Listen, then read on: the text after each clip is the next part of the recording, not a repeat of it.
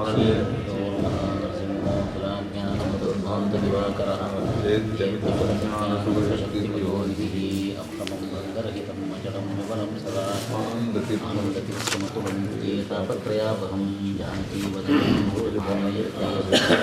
ನಮಃ ಶ್ರೀರಾಮಚಂದ್ರಾಯ ಪ್ರತೀಸಹಸ್ರಪಾದಾಮಲವಶಾಯಿ ರಮಾಪತಿಃ ಅರುದ್ಧಾತ್ಮ ಪಂಚರೂಪೇಶು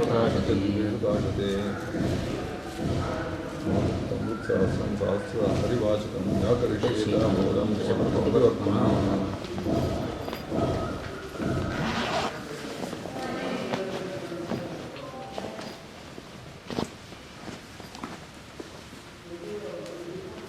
ಪರಮ ಪೂಜ್ಯ ಚಂದ್ರಿಕಾಚಾರ್ಯರ ಆರಾಧನೆಯ ನಿಮಿತ್ತ ಆಚಾರ್ಯರು ಇಲ್ಲಿ ಬರಬೇಕು ಅಂತ ಕರೆದಿದ್ದು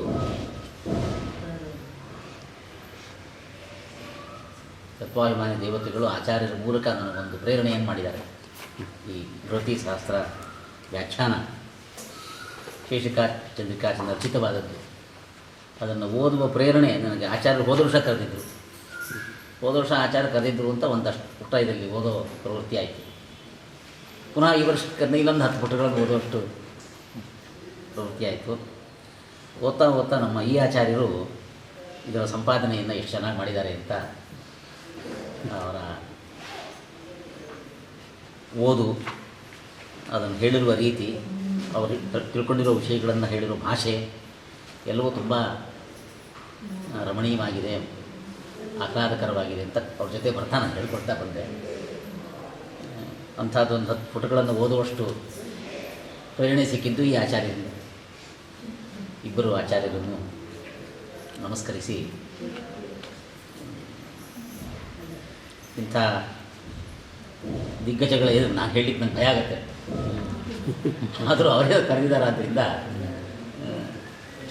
ಒಂದೆರಡು ಮಾತುಗಳನ್ನು ಹೇಳೋ ಪ್ರಯತ್ನವನ್ನು ಮಾಡ್ತೇನೆ.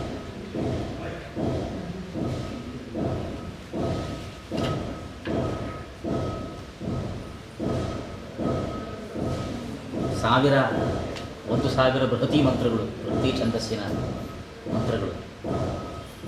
ಬೃಹತಿ ಛಂದಸ್ಸಿನ 1000 ಮಂತ್ರಗಳು ಬೃಹತಿ ಸಹಸ್ರ ಅನ್ನೋ ಹೆಸರಿನಿಂದ ಪ್ರಸಿದ್ಧವಾಗಿದ್ದಾವೆ.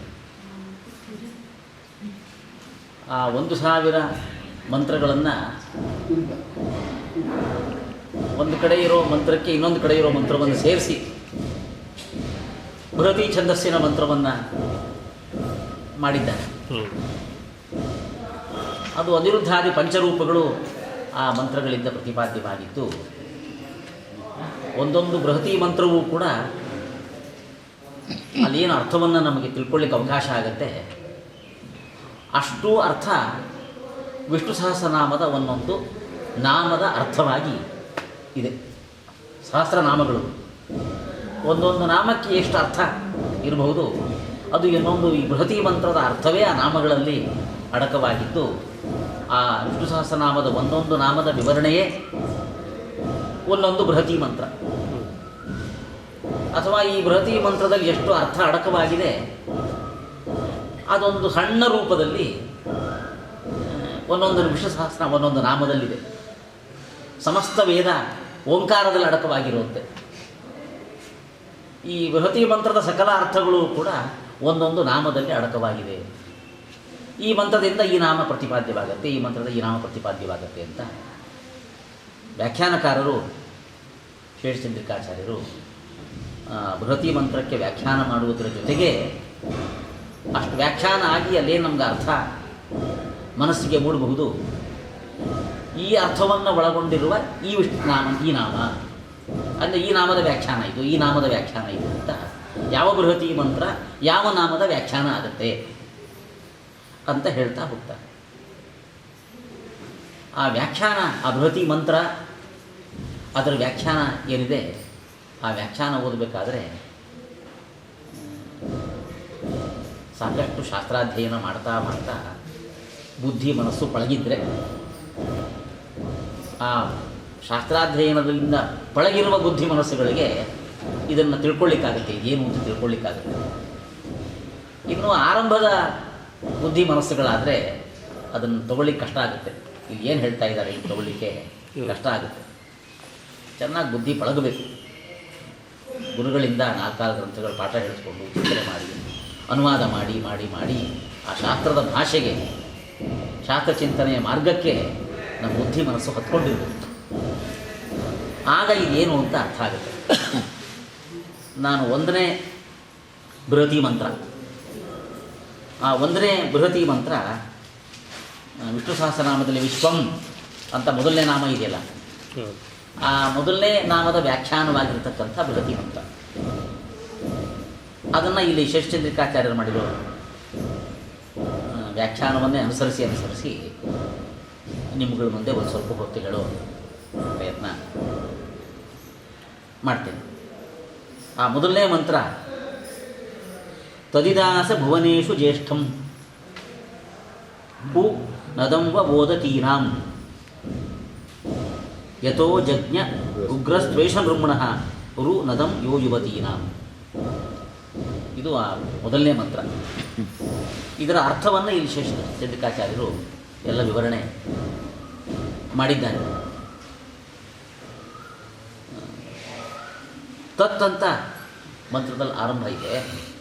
ತತ್ ಅಂದರೆ ಅದು ಅಂತ ನಮ್ಮ ಕನ್ನಡ ಭಾಷೆಯ ಅರ್ಥ ಇದಕ್ಕೆ. ಅದು ಅಂತ ಯಾವಾಗ ಹೇಳ್ತೀವಿ? ನಮ್ಮ ಕಣ್ಣೆದುರಿಗಿಲ್ಲದೆ ಅದಕ್ಕಿಂತ ಆಚೆ ದೂರ ಇರತಕ್ಕಂಥ ಪದಾರ್ಥವನ್ನು ಅದು ಅಂತ ಹೇಳ್ತೀವಿ. ನಮ್ಮ ಕಣ್ಣಿಗೆ ಗೋಚರವಾಗುವಷ್ಟು ಹತ್ತಿರದಲ್ಲಿ ಪದಾರ್ಥಗಳು ವ್ಯಕ್ತಿಗಳಿದೆ ಇದು ಅಂತ ಹೇಳ್ತೀವಿ. ತತ್ ಅಂತ ಅದು ಅಂತ ಅರ್ಥ ಇದೆ. ಅದು ಅಂದರೆ ದೃಗ್ಗೋಚರವಾಗದೇ ಇರತಕ್ಕಂಥದ್ದು, ಅಗೋಚರ ಪದಾರ್ಥ. ಅಗೋಚರ ಪದಾರ್ಥ ಯಾವುದಾದ್ರೂ ಅಚಿಂದ್ರಿಯ ಪದಾರ್ಥಗಳು ಬಹಳ ಇದ್ದಾವೆ. ಈ ಮಂತ್ರದಲ್ಲಿ ವಿವಕ್ಷಿತವಾದ ಅಗೋಚರ ಪದಾರ್ಥ ಅಂದರೆ ಜಗಜ್ಜನ್ಮಾದಿ ಕಾರಣ ಪರಬ್ರಹ್ಮ. ಅದನ್ನು ಇಲ್ಲಿ ತತ್ ಅಂತ ಹೇಳ್ತೀವಿ. ಅದು ನಮಗೆ ಕಾಣಿಸೋದಿಲ್ಲ. ನಮಗೆ ಅವ್ಯಕ್ತವಾಗಿರೋದೇ ಆ ತತ್ವದ ಸ್ವಭಾವ. ಆ ತತ್ವದ ಪ್ರೇರಣೆಯಿಂದಲೇ ಯಾರು ಶಾಸ್ತ್ರೋಕ್ತವಾದ ಸಾಧನ ಮಾರ್ಗದಲ್ಲಿ ಸಾಗುತ್ತಾರೆ ಅಂಥವರಿಗೆ ಸಾಧನೆ ಬಹಳ ಮೇಲ್ಮಟ್ಟಕ್ಕೆ ಹೋಗ್ತಾ ಹೋಗ್ತಾ ಆ ಸಾಧನೆಯ ಪರಿಪಾಕಾವಸ್ಥೆಯಲ್ಲಿ ಅವನು ಗೋಚರನಾಗ್ತಾನೆ. ಅವನು ಮನಸ್ಸು ಮಾಡಿದರೆ, ಅವನಿಗೆ ಮನಸ್ಸು ಬಂದರೆ ಗೋಚರನಾಗ್ತಾನೆ. ಅಂಥದ್ದೊಂದು ಸಾಧನೆಯ ಪರಿಪಾಕಾವಸ್ಥೆಗೆ ಹೋಗದೇ ಇದ್ದವರಿಗೆ, ಅಥವಾ ಅವನು ನಾನು ಕಾಣಿಸ್ಕೊಳ್ತೀನಿ ಅಂತ ಅನುಗ್ರಹ ಮಾಡದೇ ಇದ್ದರೆ ಅವನು ಯಾವತ್ತೂ ಅಗೋಚರನೇ.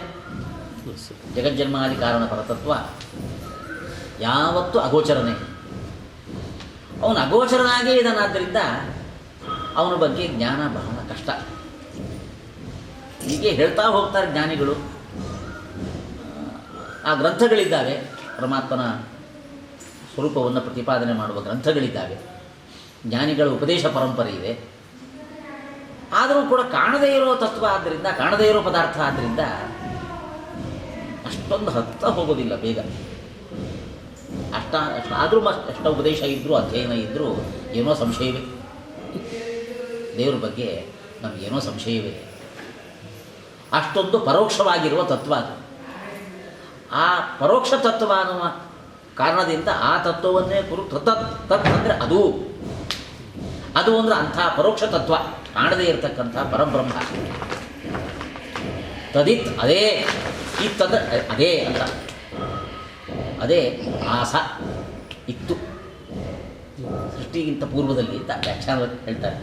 ಸೃಷ್ಟಿಗಿಂತ ಪೂರ್ವದಲ್ಲಿ ಅದೇ ಇತ್ತು ಅಂತ. ಅದರಿಂದ ಇನ್ನೆಲ್ಲ ಅಭಿವ್ಯಕ್ತಿ ಪಡಿತಾ ಹೋಗೋದು.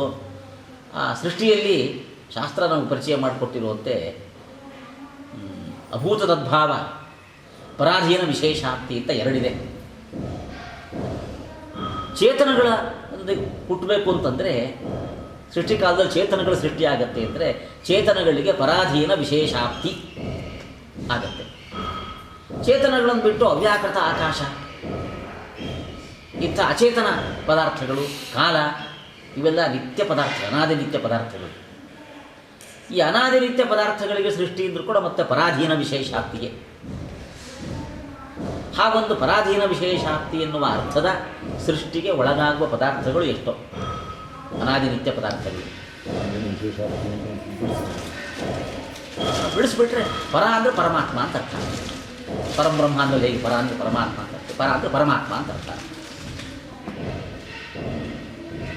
ವಿಶೇಷ ಅದು ಅಧೀನ ಆಮೇಲೆ ಹೇಳ್ತೀನಿ. ವಿಶೇಷ ಅಂದರೆ ಏನಾದರೂ ಒಂದು ಬೇರೆ ಅವಸ್ಥೆ, ಒಂದು ಅವಸ್ಥಾಂತರ, ಬೇರೆ ಅವಸ್ಥೆ ಆದರೆ ಅದನ್ನು ವಿಶೇಷ ಅಂತ ಅಲ್ಲಿ ಅರ್ಥ ಮಾಡ್ಬೋದು. ಮೊದಲು ಇದ್ದಿದ್ದಕ್ಕಿಂತ ಬೇರೆ ಒಂದು ಸ್ಥಿತಿ ಅಥವಾ ಬೇರೆ ಒಂದು ಅವಸ್ಥೆ, ಹಾಲು ಮೊಸರಾಗುವ ಅವಸ್ಥೆ, ಅದು ಅವಸ್ಥೆ ಬೇರೆ ಅವಸ್ಥೆ ಬರಬೇಕು. ಆಪ್ತಿ ಅಂದರೆ ಪ್ರಾಪ್ತಿ ಅಂತ ಅರ್ಥ. ವಿಶೇಷಾಪ್ತಿ ಅಂದರೆ ಒಂದು ಅವಸ್ಥೆಯ ಪ್ರಾಪ್ತಿ, ಒಂದು ಸ್ಥಿತಿಯ ಪ್ರಾಪ್ತಿ. ಆ ಅನಾದಿನಿತ್ಯ ಪದಾರ್ಥಗಳಿಗೆ ಒಂದು ಸ್ಥಿತಿಯ ಪ್ರಾಪ್ತಿಯಾಗೋದು ಪರಮಾತ್ಮನಿಗೆ ಅಧೀನವಾಗಿ ಆ ಪ್ರಾಪ್ತಿಯಾಗೋದು. ಪರಮಾತ್ಮನಿಂದಾಗಿ ಈ ಪದಾರ್ಥಗಳಿಗೆ ಅಂಥ ಒಂದು ಅವಸ್ಥಾಂತರ ಬರುತ್ತೆ. ಪರಮಾತ್ಮನಿಗೆ ಅಧೀನವಾದ ಒಂದು ಅವಸ್ಥಾಂತರ ಬರುತ್ತೆ. ಆದ್ದರಿಂದ ಪರಮಾತ್ಮನಿಗೆ ಅಧೀನವಾದ ಅವಸ್ಥಾಂತರದ ಪ್ರಾಪ್ತಿ ಇದು ಪರಾಧೀನ ವಿಶೇಷಾಪ್ತಿ. ಲಕ್ಷ್ಮೀದೇವಿಯಲ್ಲಿ ಚೆನ್ನಾಗಿ ಸಮನ್ವಯ ಮಾಡಿದ್ದಾರೆ ಅದನ್ನು. ಸೃಷ್ಟಿಗಿಂತ ಮೊದಲಿನ ಕಾಲದಲ್ಲಿ ಪರಮಾತ್ಮ ಲಕ್ಷ್ಮೀದೇವಿ ಇದ್ದಾರೆ. ಆ ಲಕ್ಷ್ಮೀದೇವಿಗೆ ಸೃಷ್ಟಿ ಮಾಡಬೇಕು ಅನ್ನೋ ಇಚ್ಛೆಯನ್ನು ಪರಮಾತ್ಮ ಕೊಡ್ತಾನೆ. ಚಿಸೃಕ್ಷ, ಸೃಷ್ಟಿ ಮಾಡಬೇಕು ಅಂತ ಇಚ್ಛೆ. ಆ ಸೃಷ್ಟಿ ಇಚ್ಛೆಯನ್ನು ಪರಮಾತ್ಮ ಕೊಡ್ತಾನೆ. ಮೊದಲು ಸೃಷ್ಟಿ ಇಚ್ಛೆ ಇರಲಿಲ್ಲ, ಪರಮಾತ್ಮನಿಂದಾಗಿ ಅವಳನ್ನು ಸೃಷ್ಟಿ ಇಚ್ಛಾ ಉಂಟಾಯಿತು. ಅದೇ ಅವಳಿಗೆ ಬಂದ ಒಂದು ಹೊಸ ಅವಸ್ಥೆ, ಇನ್ನೊಂದು ಅವಸ್ಥೆ. ಸೃಷ್ಟಿಚ್ಛಾ ರಹಿತಳಾಗಿದ್ದ ಲಕ್ಷ್ಮೀದೇವಿಗೆ ಸೃಷ್ಟಿಚ್ಛಾ ಸಹಿತಳಾಗುವ ಕಾಲ ಬಂದಿದೆ. ಆ ಸೃಷ್ಟಿಚ್ಛಾ ಸಾಹಿತ್ಯ ಇದೆಯಲ್ಲ, ಅದೊಂದು ಅವಸ್ಥೆ, ಮೊದಲು ಇಲ್ಲದೇ ಇದ್ದ ಅವಸ್ಥೆ ಅದು. ಆ ಅವಸ್ಥೆಯ ಆಪ್ತಿ ಲಕ್ಷ್ಮೀದೇವಿಗಾಯಿತು, ಪರಮಾತ್ಮನಿಂದ ಆಯಿತು. ಆ ಅವಸ್ಥೆಯ ಪ್ರಾಪ್ತಿ ಪರಮಾತ್ಮನಿಂದ ಆಯಿತು. ಆಯಿತಾ, ಪರಮಾತ್ಮನಿಗೆ ಅಧೀನವಾದ ಸೃಷ್ಟಿಚ್ಛಾ ಎನ್ನುವ ಒಂದು ಅವಸ್ಥಾಂತರವನ್ನು ಲಕ್ಷ್ಮೀದೇವಿ ಪಡ್ಕೊಳ್ತಾಳೆ. ಅದು ಲಕ್ಷ್ಮೀದೇವಿಗೆ ಪರಾಧೀನ ವಿಶೇಷಾಪ್ತಿ. ಅದೇ ಅವಳ ಸೃಷ್ಟಿ. ಲಕ್ಷ್ಮೀದೇವಿಗೂ ಸೃಷ್ಟಿ ಈ ಅರ್ಥದಲ್ಲಿ. ಉಪನಿಷತ್ತಲ್ಲಿ ಇದಂ ಸರ್ವಮಸೃಜತ ಅಂತ ಮಾತುಂಟು. ಎಲ್ಲವನ್ನೂ ಸೃಷ್ಟಿ ಮಾಡಿಬಿಟ್ಟ ಅಂತ. ಎಲ್ಲ ಅಂದಾಗ ಲಕ್ಷ್ಮೀದೇವಿ ಸೃಷ್ಟಿ ಹೇಗೆ, ಜೀವಾತ್ಮಗಳ ಸೃಷ್ಟಿ ಹೇಗೆ, ಅವ್ಯಾಕೃತ ಆಕಾಶದ ಸೃಷ್ಟಿ ಹೇಗೆ, ಅಥವಾ ಎಲ್ಲ ಅಂದರೆ ಇದನ್ನೆಲ್ಲ ಬಿಟ್ಟು ಅಂತ ಅರ್ಥವೋ ಅಂತ ಪ್ರಶ್ನೆ ಬಂದಿತ್ತು. ಇಲ್ಲ, ಯಾವುದನ್ನೂ ಬಿಡಬೇಕಾಗಿಲ್ಲ. ಲಕ್ಷ್ಮೀದೇವಿಗೂ ಸೃಷ್ಟಿ, ಅವ್ಯಾಕೃತ ಆಕಾಶಕ್ಕೂ ಸೃಷ್ಟಿನೇ, ಜೀವಾತ್ಮಗಳಿಗೂ ಸೃಷ್ಟಿನೇ. ಹಾಗಾದ್ರೆ ಏನು ಅಂದರೆ ಜೀವಾತ್ಮಗಳ ಸೃಷ್ಟಿ, ಲಕ್ಷ್ಮೀದೇವಿ ಸೃಷ್ಟಿ ಅಂದರೆ ಇದು ಈ ಪರಾಧೀನ ವಿಶೇಷಾಪ್ತಿ. ಪರಾಧೀನ ವಿಶೇಷಾಪ್ತಿ ಎನ್ನುವ ಅರ್ಥದ ಸೃಷ್ಟಿ ಜೀವಾತ್ಮರಿಗೂ ಆಗುತ್ತೆ, ಲಕ್ಷ್ಮೀದೇವಿಗೂ ಆಗುತ್ತೆ, ಅವ್ಯಾಕೃತ ಆಕಾಶಕ್ಕೂ ಆಗುತ್ತೆ. ಅದು ಅವುಗಳಿಗೂ ಸೃಷ್ಟಿ ಆಗುತ್ತೆ. ಪರಮಾತ್ಮನಿಗೆ ಅಧೀನವಾದ ಒಂದು ಅವಸ್ಥಾ ಪ್ರಾಪ್ತಿ ಆಗುತ್ತೆ. ಆದ್ದರಿಂದ ಅದು ಪರಾಧೀನವಾದ ವಿಶೇಷಾಪ್ತಿ, ಇದೊಂದು ಸೃಷ್ಟಿ. ಈ ಸೃಷ್ಟಿಯನ್ನು ಪರಮಾತ್ಮ ಮಾಡ್ತಾನೆ. ಇನ್ನು ಉಳಿದ ಅಭೂತ್ವಾ ಭವನ ಅನ್ನುವ ಸೃಷ್ಟಿ ಮೊದಲು ಇಲ್ಲದೇ ಇದ್ದ ಪದಾರ್ಥ, ಆಮೇಲೆ ಅಸ್ತಿತ್ವಕ್ಕೆ ಬಂದರೆ, ಸ್ಥಿತಿಯನ್ನು ಪಡ್ಕೊಂಡ್ರೆ ಅದು ಅಭೂತ್ವಾ ಭವನ ಅಂತ ಕರೆಸ್ಕೊಂಡಿರೋ ಅದೊಂದು ಶಬ್ದ. ಈ ಪರಾಧೀನ ವಿಶೇಷಾಪ್ತಿ ಇದ್ದ ಹಾಗೆ ಅದನ್ನು ಅರ್ಥ ಮಾಡಿಕೊಳ್ಬೇಕು. ಅಭೂತ್ವಾ ಭವನ ಅನ್ನೋ ಶಬ್ದವನ್ನು ಅರ್ಥ ಮಾಡಿಕೊಳ್ಬೇಕು. ಮೊದಲು ಇಲ್ಲ, ಆಮೇಲೆ ಅದಕ್ಕೆ ಸ್ಥಿತಿ ಇರುವಿಕೆ ಉಂಟಾಗುತ್ತೆ. ಯಾವುದು ಮೊದಲು ಇಲ್ಲವೋ ಅದಕ್ಕೆ ಆಮೇಲೆ ಇರುವಿಕೆ, ಭವನ ಅಂದರೆ ಇರುವಿಕೆ, ಆ ಇರುವಿಕೆ ಉಂಟಾಗುತ್ತೆ. ಮೊದಲು ಇಲ್ಲದೇ ಇದ್ದದ್ದಕ್ಕೆ ಆಮೇಲೆ ಇರುವಿಕೆ ಉಂಟಾದರೆ ಅದಕ್ಕೆ ಅಭೂತ್ವಾ ಭವನ ಅಂತ. ಪಂಚಭೂತಗಳು, ಆ ಪಂಚಭೂತಗಳಿಂದ ಬಂದಿರತಕ್ಕಂಥ ಪದಾರ್ಥಗಳು, ಅವುಗಳಿಗೆಲ್ಲ ಅಭೂತ್ವಾ ಭವನ ಎನ್ನುವ ಅರ್ಥದ ಸೃಷ್ಟಿ. ಮೊದಲಿರಲಿಲ್ಲ, ಆಮೇಲೆ ಅವಕ್ಕೆ ಭವನ ಆಗಿದೆ. ಅದು ಅಭೂತ್ವಾ ಭವನ ಎನ್ನುವ ಸೃಷ್ಟಿಯದು. ಹೀಗೆ ಜಗತ್ತಿನಲ್ಲಿರೋ ಎಲ್ಲ ಪದಾರ್ಥಗಳಿಗೂ ಪರಾಧೀನ ವಿಶೇಷಾಪ್ತಿಯೋ ಅಥವಾ ಅಭೂತ್ವಾ ಭವನವೋ ಯಾವುದೋ ಒಂದು ಸೃಷ್ಟಿ ಇದ್ದೇ ಇದೆ. ಸೃಷ್ಟಿ ಇಲ್ಲದೇ ಇರತಕ್ಕಂಥ ಪದಾರ್ಥ ಅಂದರೆ ಪರಮಾತ್ಮ ಒಬ್ಬನೇ, ಪರಬ್ರಹ್ಮ ಒಬ್ಬನೇ. ಎರಡೂ ವಿಧವಾದ ಸೃಷ್ಟಿ ಇಲ್ಲದೇ ಇರತಕ್ಕಂಥ ಪದಾರ್ಥ. ಅವನಿಗೊಂದು ಶುದ್ಧ ಸೃಷ್ಟಿ ಅಂತ ಒಂದು ಹೆಸರಲ್ಲಿ ಅವನಿಗೊಂದು ಸೃಷ್ಟಿಯನ್ನು ಹೇಳ್ತಾನೆ. ಆ ಶುದ್ಧ ಸೃಷ್ಟಿ ಎಂದರೆ ಪರಮಾತ್ಮನ ಮೂಲ ರೂಪದಿಂದ ನಾನಾ ಅವತಾರ ರೂಪಗಳ ಅಭಿವ್ಯಕ್ತಿ ಆಗುತ್ತೆ. ಅವನ ಮೂಲ ರೂಪದಿಂದ ನಾನಾ ಅವತಾರ ರೂಪಗಳ ಅಭಿವ್ಯಕ್ತಿ ಆಗುತ್ತಲ್ಲ, ಅದು ಅವನದು ಸೃಷ್ಟಿಯದು. ಅದು ಅವನಿಗೂ ಸೃಷ್ಟಿ ಇದೆ ಈ ಅರ್ಥದಲ್ಲಿ. ಶುದ್ಧ ಸೃಷ್ಟಿ ಎನ್ನುವ ಸೃಷ್ಟಿಯನ್ನು ಅದನ್ನು ಹೇಳ್ತಾರೆ, ಅವನಿಗೂ ಸೃಷ್ಟಿ ಇದೆ ಅಂತ. ಹೀಗೆ ಜಗತ್ತಿನಲ್ಲಿರೋ ಎಲ್ಲ ಪದಾರ್ಥಗಳಿಗೂ ಸೃಷ್ಟಿ ಇದೆ. ಅದನ್ನು ಪರಮಾತ್ಮನ ಈ ಶುದ್ಧ ಸೃಷ್ಟಿಯನ್ನು ಬಿಟ್ಟು ಈ ಪರಾಧೀನ ವಿಶೇಷಾಪ್ತಿಗೊಳಗಾಗ್ತಕ್ಕಂಥ ಪದಾರ್ಥಗಳು, ಅಭೂತ್ವಾ ಭವನವನ್ನು ಹೊಂದಿರತಕ್ಕಂಥ ಪದಾರ್ಥಗಳು, ಇದನ್ನು ದೃಷ್ಟಿಯಲ್ಲಿ ಇಟ್ಟುಕೊಂಡು ಇದು ಜಗತ್ತು. ಈ ಜಗತ್ತಿನಕ್ಕಿಂತ ಮೊದಲು, ಸೃಷ್ಟಿಗಿಂತ ಮೊದಲು ಅಂದರೆ ಇಂಥ ಸೃಷ್ಟಿ ಆಗಲಿಕ್ಕಿಂತ ಮೊದಲು ಅಂತ. ಇಂಥ ಸೃಷ್ಟಿ ಆಗಲಿಕ್ಕಿಂತ ಮೊದಲು ತತ್ ಇತ್ ಆಸ, ಅದೊಂದೇ ಇತ್ತು. ಅದು ಅಂದರೆ ಆ ಪರಬ್ರಹ್ಮ. ಆ ಪರಬ್ರಹ್ಮವೇ ಇತ್ತು. ತದಿತ್ ಆಸಾದ ಪರಬ್ರಹ್ಮವೇ ಇತ್ತು. ಇನ್ನೇನು ಇರಲಿಲ್ಲ. ಇನ್ನೇನು ಇರಲಿಲ್ಲ ಅಂದರೆ ಸೃಷ್ಟಿ ಅಂತ ಕರೆಸ್ಕೊಳ್ಳೋ ರೀತಿಯಲ್ಲಿ, ಸೃಷ್ಟಿಗೆ ಒಳಗಾದವುಗಳು ಅಂತ ಕರೆಸ್ಕೊಳ್ಳೋ ರೀತಿಯಲ್ಲಿ ಇರಲಿಲ್ಲ. ಅವ್ಯಾಕೃತ ಆಕಾಶ ಇತ್ತು, ಚೇತನಗಳಿದ್ವು. ಇದ್ರೂ ಇರಲಿಲ್ಲ ಅಂತ ಹೇಳ್ತಿರೋದು ಸೃಷ್ಟಿಯಾಗಿದ್ದಾವೆ ಅಂತ ಹೇಳಿಸ್ಕೊಳ್ಳೋ ರೀತಿಯಲ್ಲಿ ಇರಲಿಲ್ಲ. ಅವನ ಮಾತ್ರ ಇದ್ದ. ತದಿತ್ ಆಸ. ಅವನ ಬಗ್ಗೆ ವಿವರಣೆ ಮಾಡ್ತಾ ಭುವನೇಶು ಜ್ಯೇಷ್ಠಂ ಅಂತ. ಭುವನ ಅಂದರೆ ನಮಗೆ ಅರ್ಥವಾಗುವ ಬ್ರಹ್ಮಾಂಡ. ಆ ಬ್ರಹ್ಮಾಂಡದ ಹೊರಗೂ ವ್ಯಾಪಿಸಿಕೊಂಡು ಈ ಪರಮಾತ್ಮ ಇದ್ದ. ಬ್ರಹ್ಮಾಂಡದ ಒಳಗೂ ಇದ್ದಾನೆ, ಹೊರಗೂ ಇದ್ದಾನೆ ಪರಮಾತ್ಮ. ಬ್ರಹ್ಮಾಂಡದ ಹೊರಗೆ ಇದ್ದಾನೆ ಅಂತ ಹೇಳಲಿಕ್ಕೋಸ್ಕರ ಜ್ಯೇಷ್ಠ ಅಂದರೆ ವ್ಯಾಪಿಸಿಕೊಂಡಿರುವವನು ಅಂತ ಅರ್ಥ ಅದಕ್ಕೆ ಅಂತ. ಬ್ರಹ್ಮಾಂಡದ ಹೊರಗೂ ವ್ಯಾಪಿಸಿಕೊಂಡಿದ್ದಾನೆ. ಭುವನೇಶು ಜ್ಯೇಷ್ಠಂ. ಅದಕ್ಕೆ ಆ ಭಾಷೆಯ ಮೇಲೆ ದೃಷ್ಟಿ ಇಡೋರಿಗೆ ಭುವನೇಶು ಅಂದರೆ ಭುವನೇಭ್ಯ ಅಂತ ಅರ್ಥ ಮಾಡ್ಕೊಳ್ಬೇಕು ಅಂತ ವ್ಯಾಖ್ಯಾನಕಾರರು ಹೇಳ್ತಾರೆ. ಸಪ್ತಮಿ ಇದೆ ಅದು ಪಂಚಮಿ ಅರ್ಥೇ ಸಪ್ತಮಿ ಅಂತ ವ್ಯಾಖ್ಯಾನಕಾರರು ಹೇಳಿ ಭುವನೇಭ್ಯ ಅಂತ ಅರ್ಥ ಮಾಡ್ಕೊಳ್ಳಿ. ಭುವನೇಶು ಅಂದರೆ ಒಟ್ಟು ಬ್ರಹ್ಮಾಂಡ, ನಾನಾ ಲೋಕಗಳು. ಆ ನಾನಾ ಲೋಕಗಳಿಂದ ಆಚೆಗೂ ಇದ್ದಾನೆ. ಲೋಕಗಳ ಒಳಗೂ ಇದ್ದಾನೆ, ಲೋಕಗಳ ಆಚೆಗೂ ಇದ್ದಾನೆ. ಅದಕ್ಕೆ ಭುವನೇಶು ಜ್ಯೇಷ್ಠಂ. ಎಲ್ಲ ಲೋಕಗಳಲ್ಲಿದ್ದು ಲೋಕಗಳ ಆಚೆಗೂ ಅವನಿದ್ದಾನೆ. ಸರ್ವವ್ಯಾಪಿ ಅವನು. ಅಂಥ ಸರ್ವವ್ಯಾಪಿ ಚೇತನ ಯಾರೋ ಅವನೇ ಇದ್ದ. ತಜದಾಸ ಭುವನೇಶು ಜ್ಯೇಷ್ಠಂ ಅಂತ. ಇಷ್ಟು ಸೃಷ್ಟಿಗಿಂತ ಮೊದಲು ಇದ್ದಾನೆ. ಸೃಷ್ಟೇ ಪ್ರಾಕ್ ಸ್ಥಿತಿ ಅದು ಅವನ ಲಕ್ಷಣ. ಸೃಷ್ಟೇ ಪ್ರಾಕ್ ಸ್ಥಿತಿ ಅದು ಈ ಪರಬ್ರಹ್ಮನ ಲಕ್ಷಣ. ಈ ಲಕ್ಷಣಕ್ಕೆ ಎಲ್ಲೂ ಅತಿವ್ಯಾಪ್ತಿಯಾಗುವುದಿಲ್ಲ. ಅವನೊಬ್ಬನೇ ಇದ್ದಿದ್ದು ಸೃಷ್ಟಿಗಿಂತ ಮೊದಲು. ಅಂದರೆ ಸೃಷ್ಟೇ ಪ್ರಾಕ್ ಸ್ಥಿತಿ ಎನ್ನುವುದು ಪರಮಾತ್ಮನ ಲಕ್ಷಣ ಅಂತ ಒಂದು ಲಕ್ಷಣವನ್ನು ಹೇಳಿದ್ದು. ತದಿದಾಸ ಭುವನೇಶು ಜ್ಯೇಷ್ಠಂ. ಇಷ್ಟು ಮಾತಿನಿಂದ, ಈ ಬೃಹತಿ ಮಂತ್ರ ಇಷ್ಟು ಮಾತಿನಿಂದ ಸೃಷ್ಟೇ ಪ್ರಾಕ್ ಸ್ಥಿತಿ ಎನ್ನುವ ಪರಮಾತ್ಮನ ಲಕ್ಷಣವನ್ನು ಹೇಳಿದ್ದು. ಇನ್ನು ಮುಂದಿನ ಭಾಗ ಪೂ ನದಂಬ ಓದತೀನಾಂ. ಇದು ಮುಂದಿನ ಭಾಗ ಈ ಮಂತ್ರದ್ದು.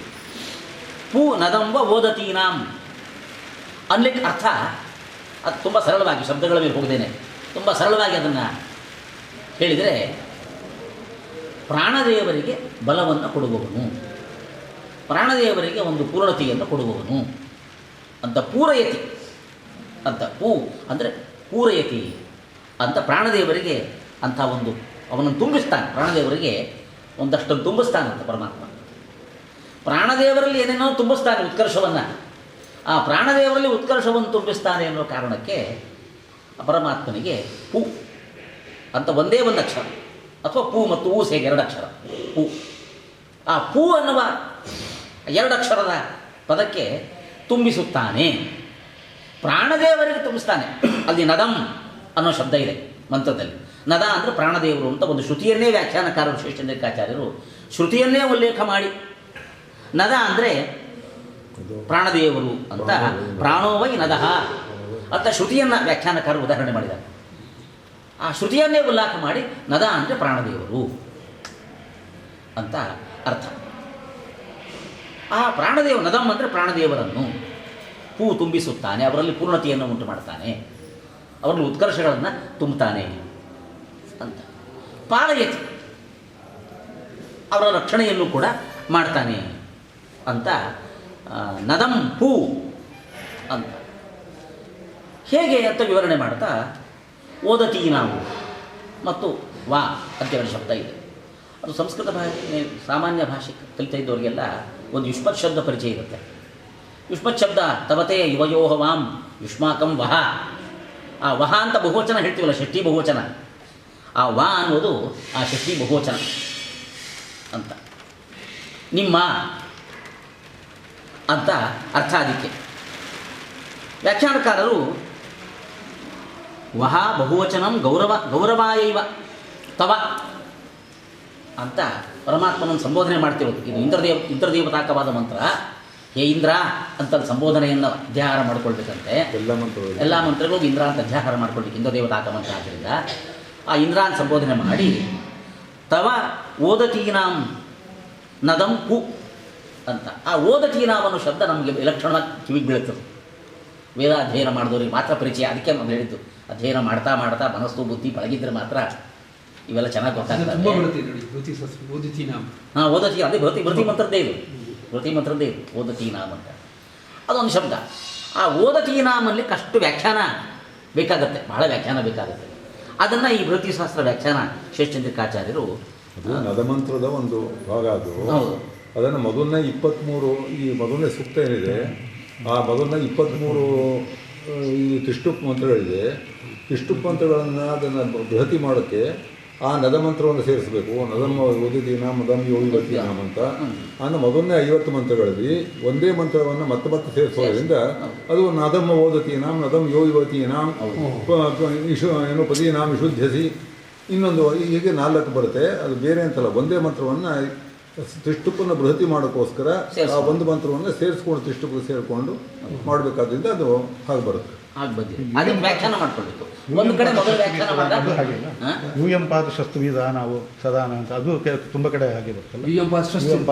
ಅದು ಮಂತ್ರದಲ್ಲಿ ಇದಾಗುತ್ತೆ. ಇಲ್ಲಿ ಸಂಯೋಜನೆ ಮಾಡ್ತಾ ಇದ್ದಾರೆ ಮಂತ್ರಕ್ಕೆ, ಬೃಹತಿ ಮಾಡ್ಲಿಕ್ಕೆ, ಸಂಯೋಜನೆ ಬೃಹತಿ ಮಾಡ್ಲಿಕ್ಕಲ್ಲ. ಅದು ಎಂಪಾತ ಸ್ವಸ್ತಿ ಪರಿಧಾನ ಮಂತ್ರದಲ್ಲಿ ಕೊನೆಯ ಮಂತ್ರದಲ್ಲಿ ಹೌದೌದು, ಋಗ್ವೇದದಲ್ಲಿ ಅದು ಕೆಲವು ಅಲ್ಲ, ಇಲ್ಲಿ ಇದು ಕೂಡ ಶಸ್ತ್ರಕ್ಕೆ ಕೊನೆಯ ಮಂತ್ರಕ್ಕೆ ಪರಿಧಾನ ಮಂತ್ರ ಅಂತ ಹೆಸರು. ಹೊದಿಸುವುದು ಮಾಡಿದ ಶಸ್ತ್ರವನ್ನು ಆ ಪರಿಧಾನ ಮಂತ್ರ ಯುವಂಪಾತ ಸ್ವಸ್ತಿ ಬಿಸ್ಸದಾನ ಅನ್ನೋ ಮಂತ್ರದಿಂದ ನಿಲ್ಲುತ್ತದೆ. ಇವ ಆ ಓದತೀನಾಮ್ ಅನ್ನೋ ಶಬ್ದ ಇದೆಯಲ್ಲ ಈ ಬೃಹತಿಯಲ್ಲಿ, ಆ ಓದತೀನಾಮ್ ಅನ್ನೋದನ್ನು ಈ ವ್ಯಾಖ್ಯಾನಕಾರರು ವ್ಯಾಖ್ಯಾನ ಮಾಡಿ ತೋರಿಸ್ತಾರೆ.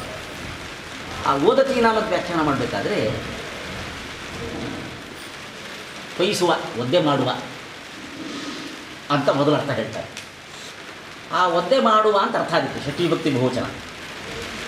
ಏನೇನು ಆ ಪದಾರ್ಥ, ಒದ್ದೆ ಮಾಡೋ ಪದಾರ್ಥ ಯಾವುದು?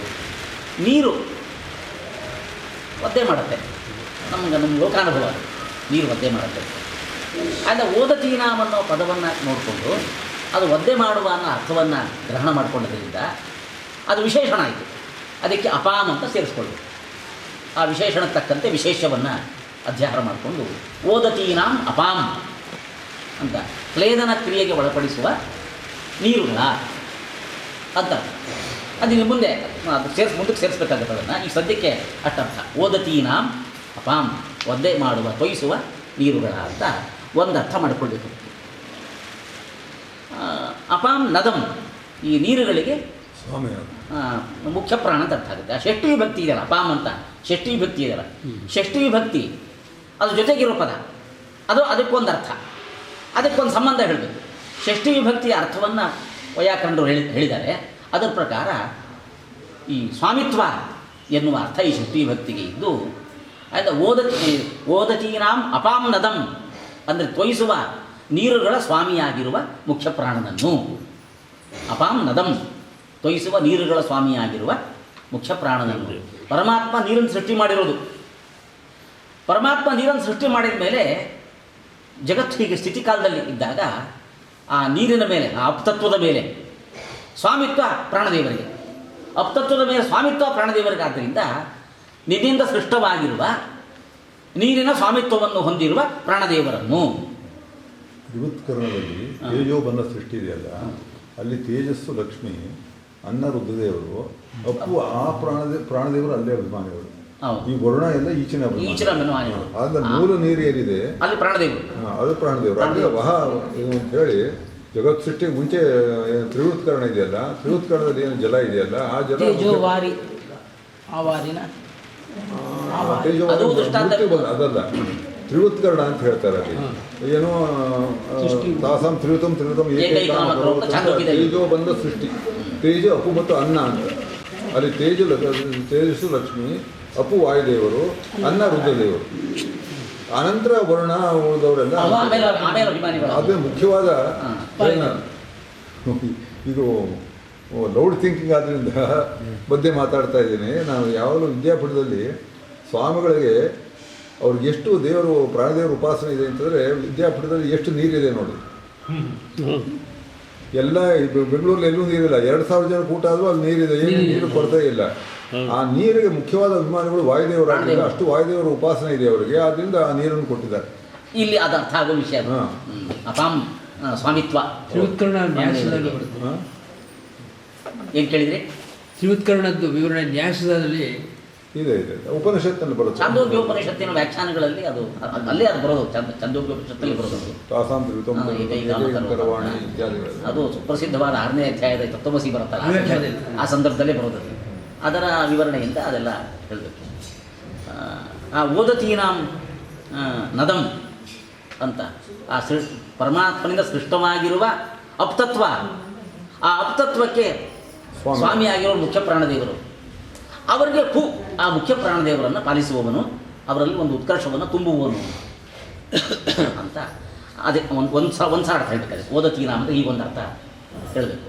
ಇನ್ನೂ ಬೇರೆ ಅರ್ಥ ಹೇಳಲಿಕ್ಕಿದೆ ಓದತೀನಾಂ ಅದಕ್ಕೆ. ಇದೇ ಓದತೀನಾಂ ಅನ್ನೋ ಪದಕ್ಕೆ ಇದೇ ಒದ್ದೆ ಮಾಡುವ ಅಂತಲೇ ಅರ್ಥ. ಅದೇ ವಿಶೇಷ ಬೇರೆ ಹಾಕ್ಕೊಂಡ್ರು, ಅಲಂಕಾರ ವಿಶೇಷ ಬೇರೆ ಹಾಕ್ಕೊಂಡು ವಾಚಾಂ ಅಂತ, ಓದತೀನಾಂ ವಾಚಾಂ, ಒದ್ದೆ ಮಾಡುವ ಮಾತುಗಳ ಸ್ವಾಮಿತ್ವ ಪ್ರಾಣದೇವರಿಗೆ ಅಂತ. ಹಾಗಂದ್ರೆ ಏನು ಅಂತ ನಾವು ಒಂದು ಸ್ವಲ್ಪ ಒಗಟು ಬಿಡಿಸ್ಕೊಳ್ಬೇಕು. ಒದ್ದೆ ಮಾಡುವ ಮಾತುಗಳ ಸ್ವಾಮಿತ್ವ ಪ್ರಾಣದೇವರಿಗೆ ಅಂತ ಹಾಗಂದ್ರೆ ಏನು ಅಂದರೆ, ಎಷ್ಟು ವೇದವಚನಗಳು, ಪರಮಾತ್ಮನ ಮಹಿಮೆಯನ್ನು ಹೇಳ್ತಕ್ಕಂಥ ವೇದವಚನಗಳು.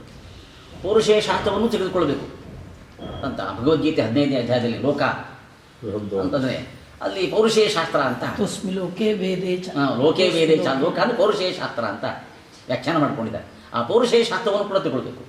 ಆ ಎಲ್ಲ ಅಷ್ಟು ಪೌರುಷೇಯ ಶಾಸ್ತ್ರ ಏನಿದೆ, ವಾಗ್ರಾಶಿ, ಆ ವಾಗ್ರಾಶಿ ಅದು ದೇವರ ಮಹಿಮೆಯನ್ನು ನಮ್ಗೆ ತಿಳಿಸ್ಕೊಡ್ಬೇಕು. ಆ ವಾಗ್ರಾಶಿಯ ಮೂಲಕ ದೇವರ ಮಹಿಮೆಯನ್ನು ತಿಳ್ಕೊಂಡವರಿಗೆ ಹೃದಯ ಒದ್ದೆ ಆಗುತ್ತೆ. ಆ ಮಹಿಮೆಯ ಅನುಸಂಧಾನದಿಂದ ಹೃದಯ ಕರಗಬೇಕು. ಆ ಹೃದಯ ಕರಗದಾಗ, ಒದ್ದೆ ಆಗದಾಗ ಅದು ಆನಂದ ಬಾಷ್ಪ ಕಣ್ಣಲ್ಲಿ ಬರಬೇಕು. ಆನಂದ ಬಾಷ್ಪ ಕಣ್ಣಲ್ಲಿ ಬರುತ್ತೆ ಅಂತಂದರೆ ಈ ಹೃದಯ ತೊಯ್ಯಬೇಕಲ್ಲ ಬದಲು. ಆ ಪರಮಾತ್ಮನ ಮಹಿಮೆಯ ಪರಿಚಯ ಆಗ್ತಾ ಆ ಮಹಿಮೆಯ ಅನುಸಂಧಾನದಿಂದ ಹೃದಯ ತೊಯ್ಯಬೇಕು. ಹೃದಯ ತೊಯ್ದಾಗ ಆಮೇಲೆ ಕಣ್ಣಲ್ಲಿ ಬಾಷ್ಪ, ಆನಂದ ಬಾಷ್ಪ ಬರೋದಿಲ್ಲ. ಆ ಶಾಸ್ತ್ರಗಳಲ್ಲಿ ಆ ಪರಮಾತ್ಮನ ಮಹಿಮೆಯ ಪ್ರತಿಪಾದನೆ ಮಾಡಿದಾಗ, ಅದರ ಅನುಸಂಧಾನ ಆದಾಗ ಹೃದಯವನ್ನು ತೋಯಿಸುವ ಸಾಮರ್ಥ್ಯ ಇದೆ. ಆ ಮಾತುಗಳಿಗೆ ಹೃದಯವನ್ನು ತೋಯಿಸುವ ಸಾಮರ್ಥ್ಯ ಇದೆ. ಅಂದರೆ ಓದತೀನಾಂ ವಾಚಾಂ ಅಂತ ಹೃದಯವನ್ನು ತೋಯಿಸುವ ಮಾತುಗಳು, ಶಾಸ್ತ್ರರಾಶಿ, ವಾಗ್ರಾಶಿ ಏನಿದೆ, ಆ ವಾಗ್ರಾಶಿಗೆ ಸ್ವಾಮಿತ್ವ ಮುಖ್ಯ ಪ್ರಾಣದೇವರಿಗೆ. ಇಷ್ಟು ವಾಗ್ರಾಶಿಗಳ ಪ್ರಭು ಸ್ವಾಮಿತ್ವ ಇರೋದು ಮುಖ್ಯ ಪ್ರಾಣದೇವರು. ಅವರಿಂದಾಗಿ ನಮಗೆಲ್ಲ ಸರಿಯಾದ ತತ್ವಜ್ಞಾನ ಆಗತ್ತೆ. ಆದ್ದರಿಂದ ಆ ಸಮಸ್ತ ವಾಗ್ರಾಶಿಗೆ ನಿಯಾಮಕರು, ಮುಂದಿನವರಿಗೆ ಅಂತ ಬೋಧನೆ ಮಾಡುವವರು, ಪ್ರೇರಣೆ ಮಾಡುವವರು ಎಲ್ಲ ಮುಖ್ಯ ಪ್ರಾಣದೇವರೇ. ಆದ್ದರಿಂದ ಅಷ್ಟು ವಾಗ್ರಾಶಿಗಳ ಸ್ವಾಮಿತ್ವ ಮುಖ್ಯ ಪ್ರಾಣದೇವರಿಗಿದೆ.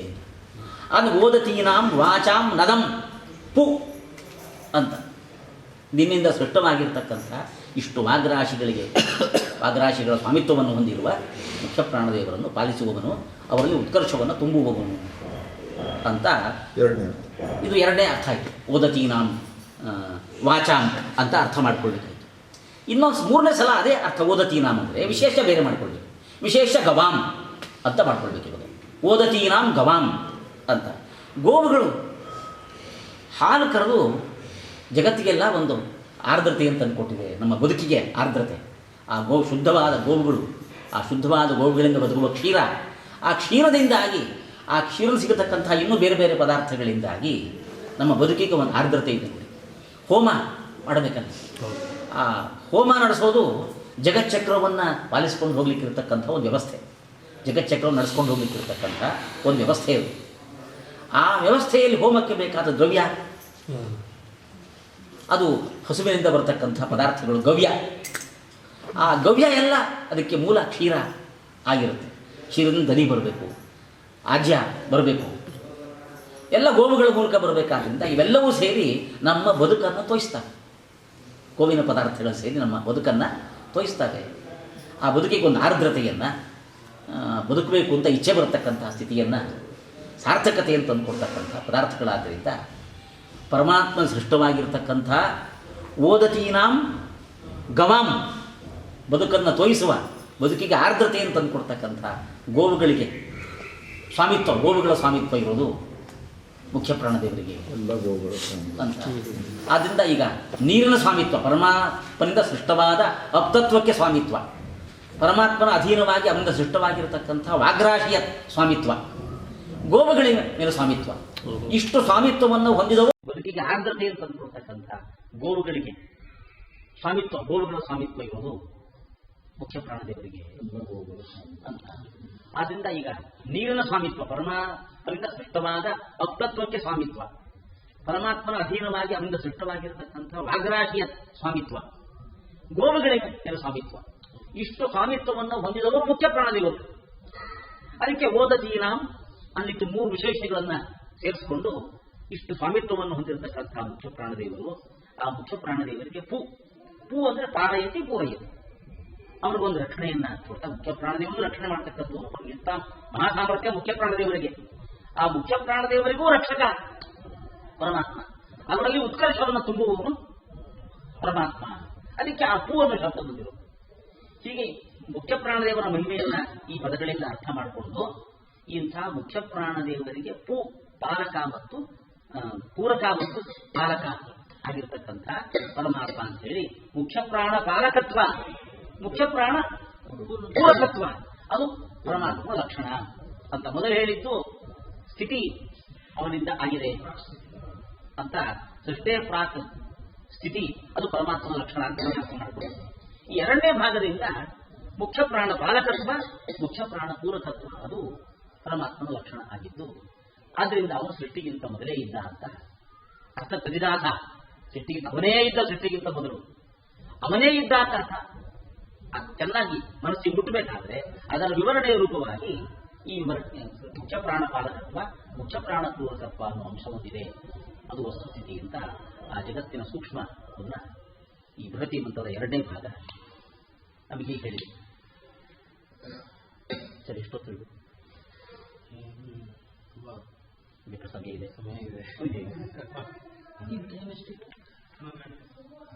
ಒಂದು ಗಂಟೆ ಬೇಕು ಅಲ್ಲಿ 1 ಗಂಟೆ ಮಿನಿಮಮ್, ಅಂದ್ರೆ 1 ಅವರ್ ಅಲ್ಲ, 1 o'clock.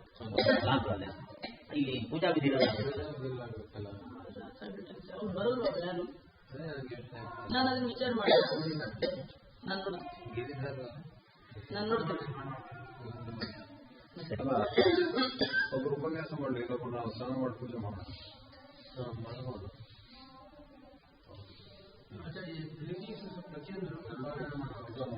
ಪರಮಾತ್ಮ ವಾಯುಗಳು ಎರಡೂ ಸ್ಮರಣೆ ಬರಬೇಕು ಈ ಶ್ಲೋಕದಿಂದ. ಪ್ರತಿಯೊಂದಕ್ಕೂ ಶಬ್ದಕ್ಕೆ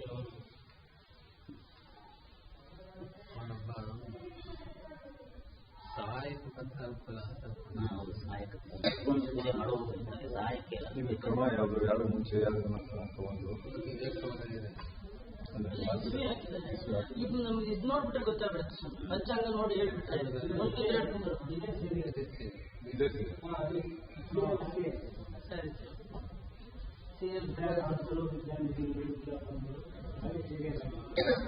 ಎಲ್ಲ ಪ್ರಾಚೀನರು ಎಲ್ಲ ದೊಡ್ಡವರಿದ್ದಾರೆ, ಬೇಕಾದಷ್ಟು ಯಾರು ಇದ್ದಾರೆ.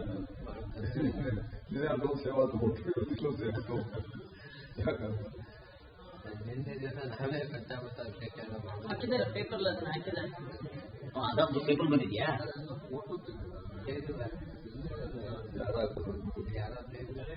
ಪೇಪರ್ ಅಂತೂ ಬಂದಿದೆ, ಇವತ್ತಿನ ಪೇಪರ್.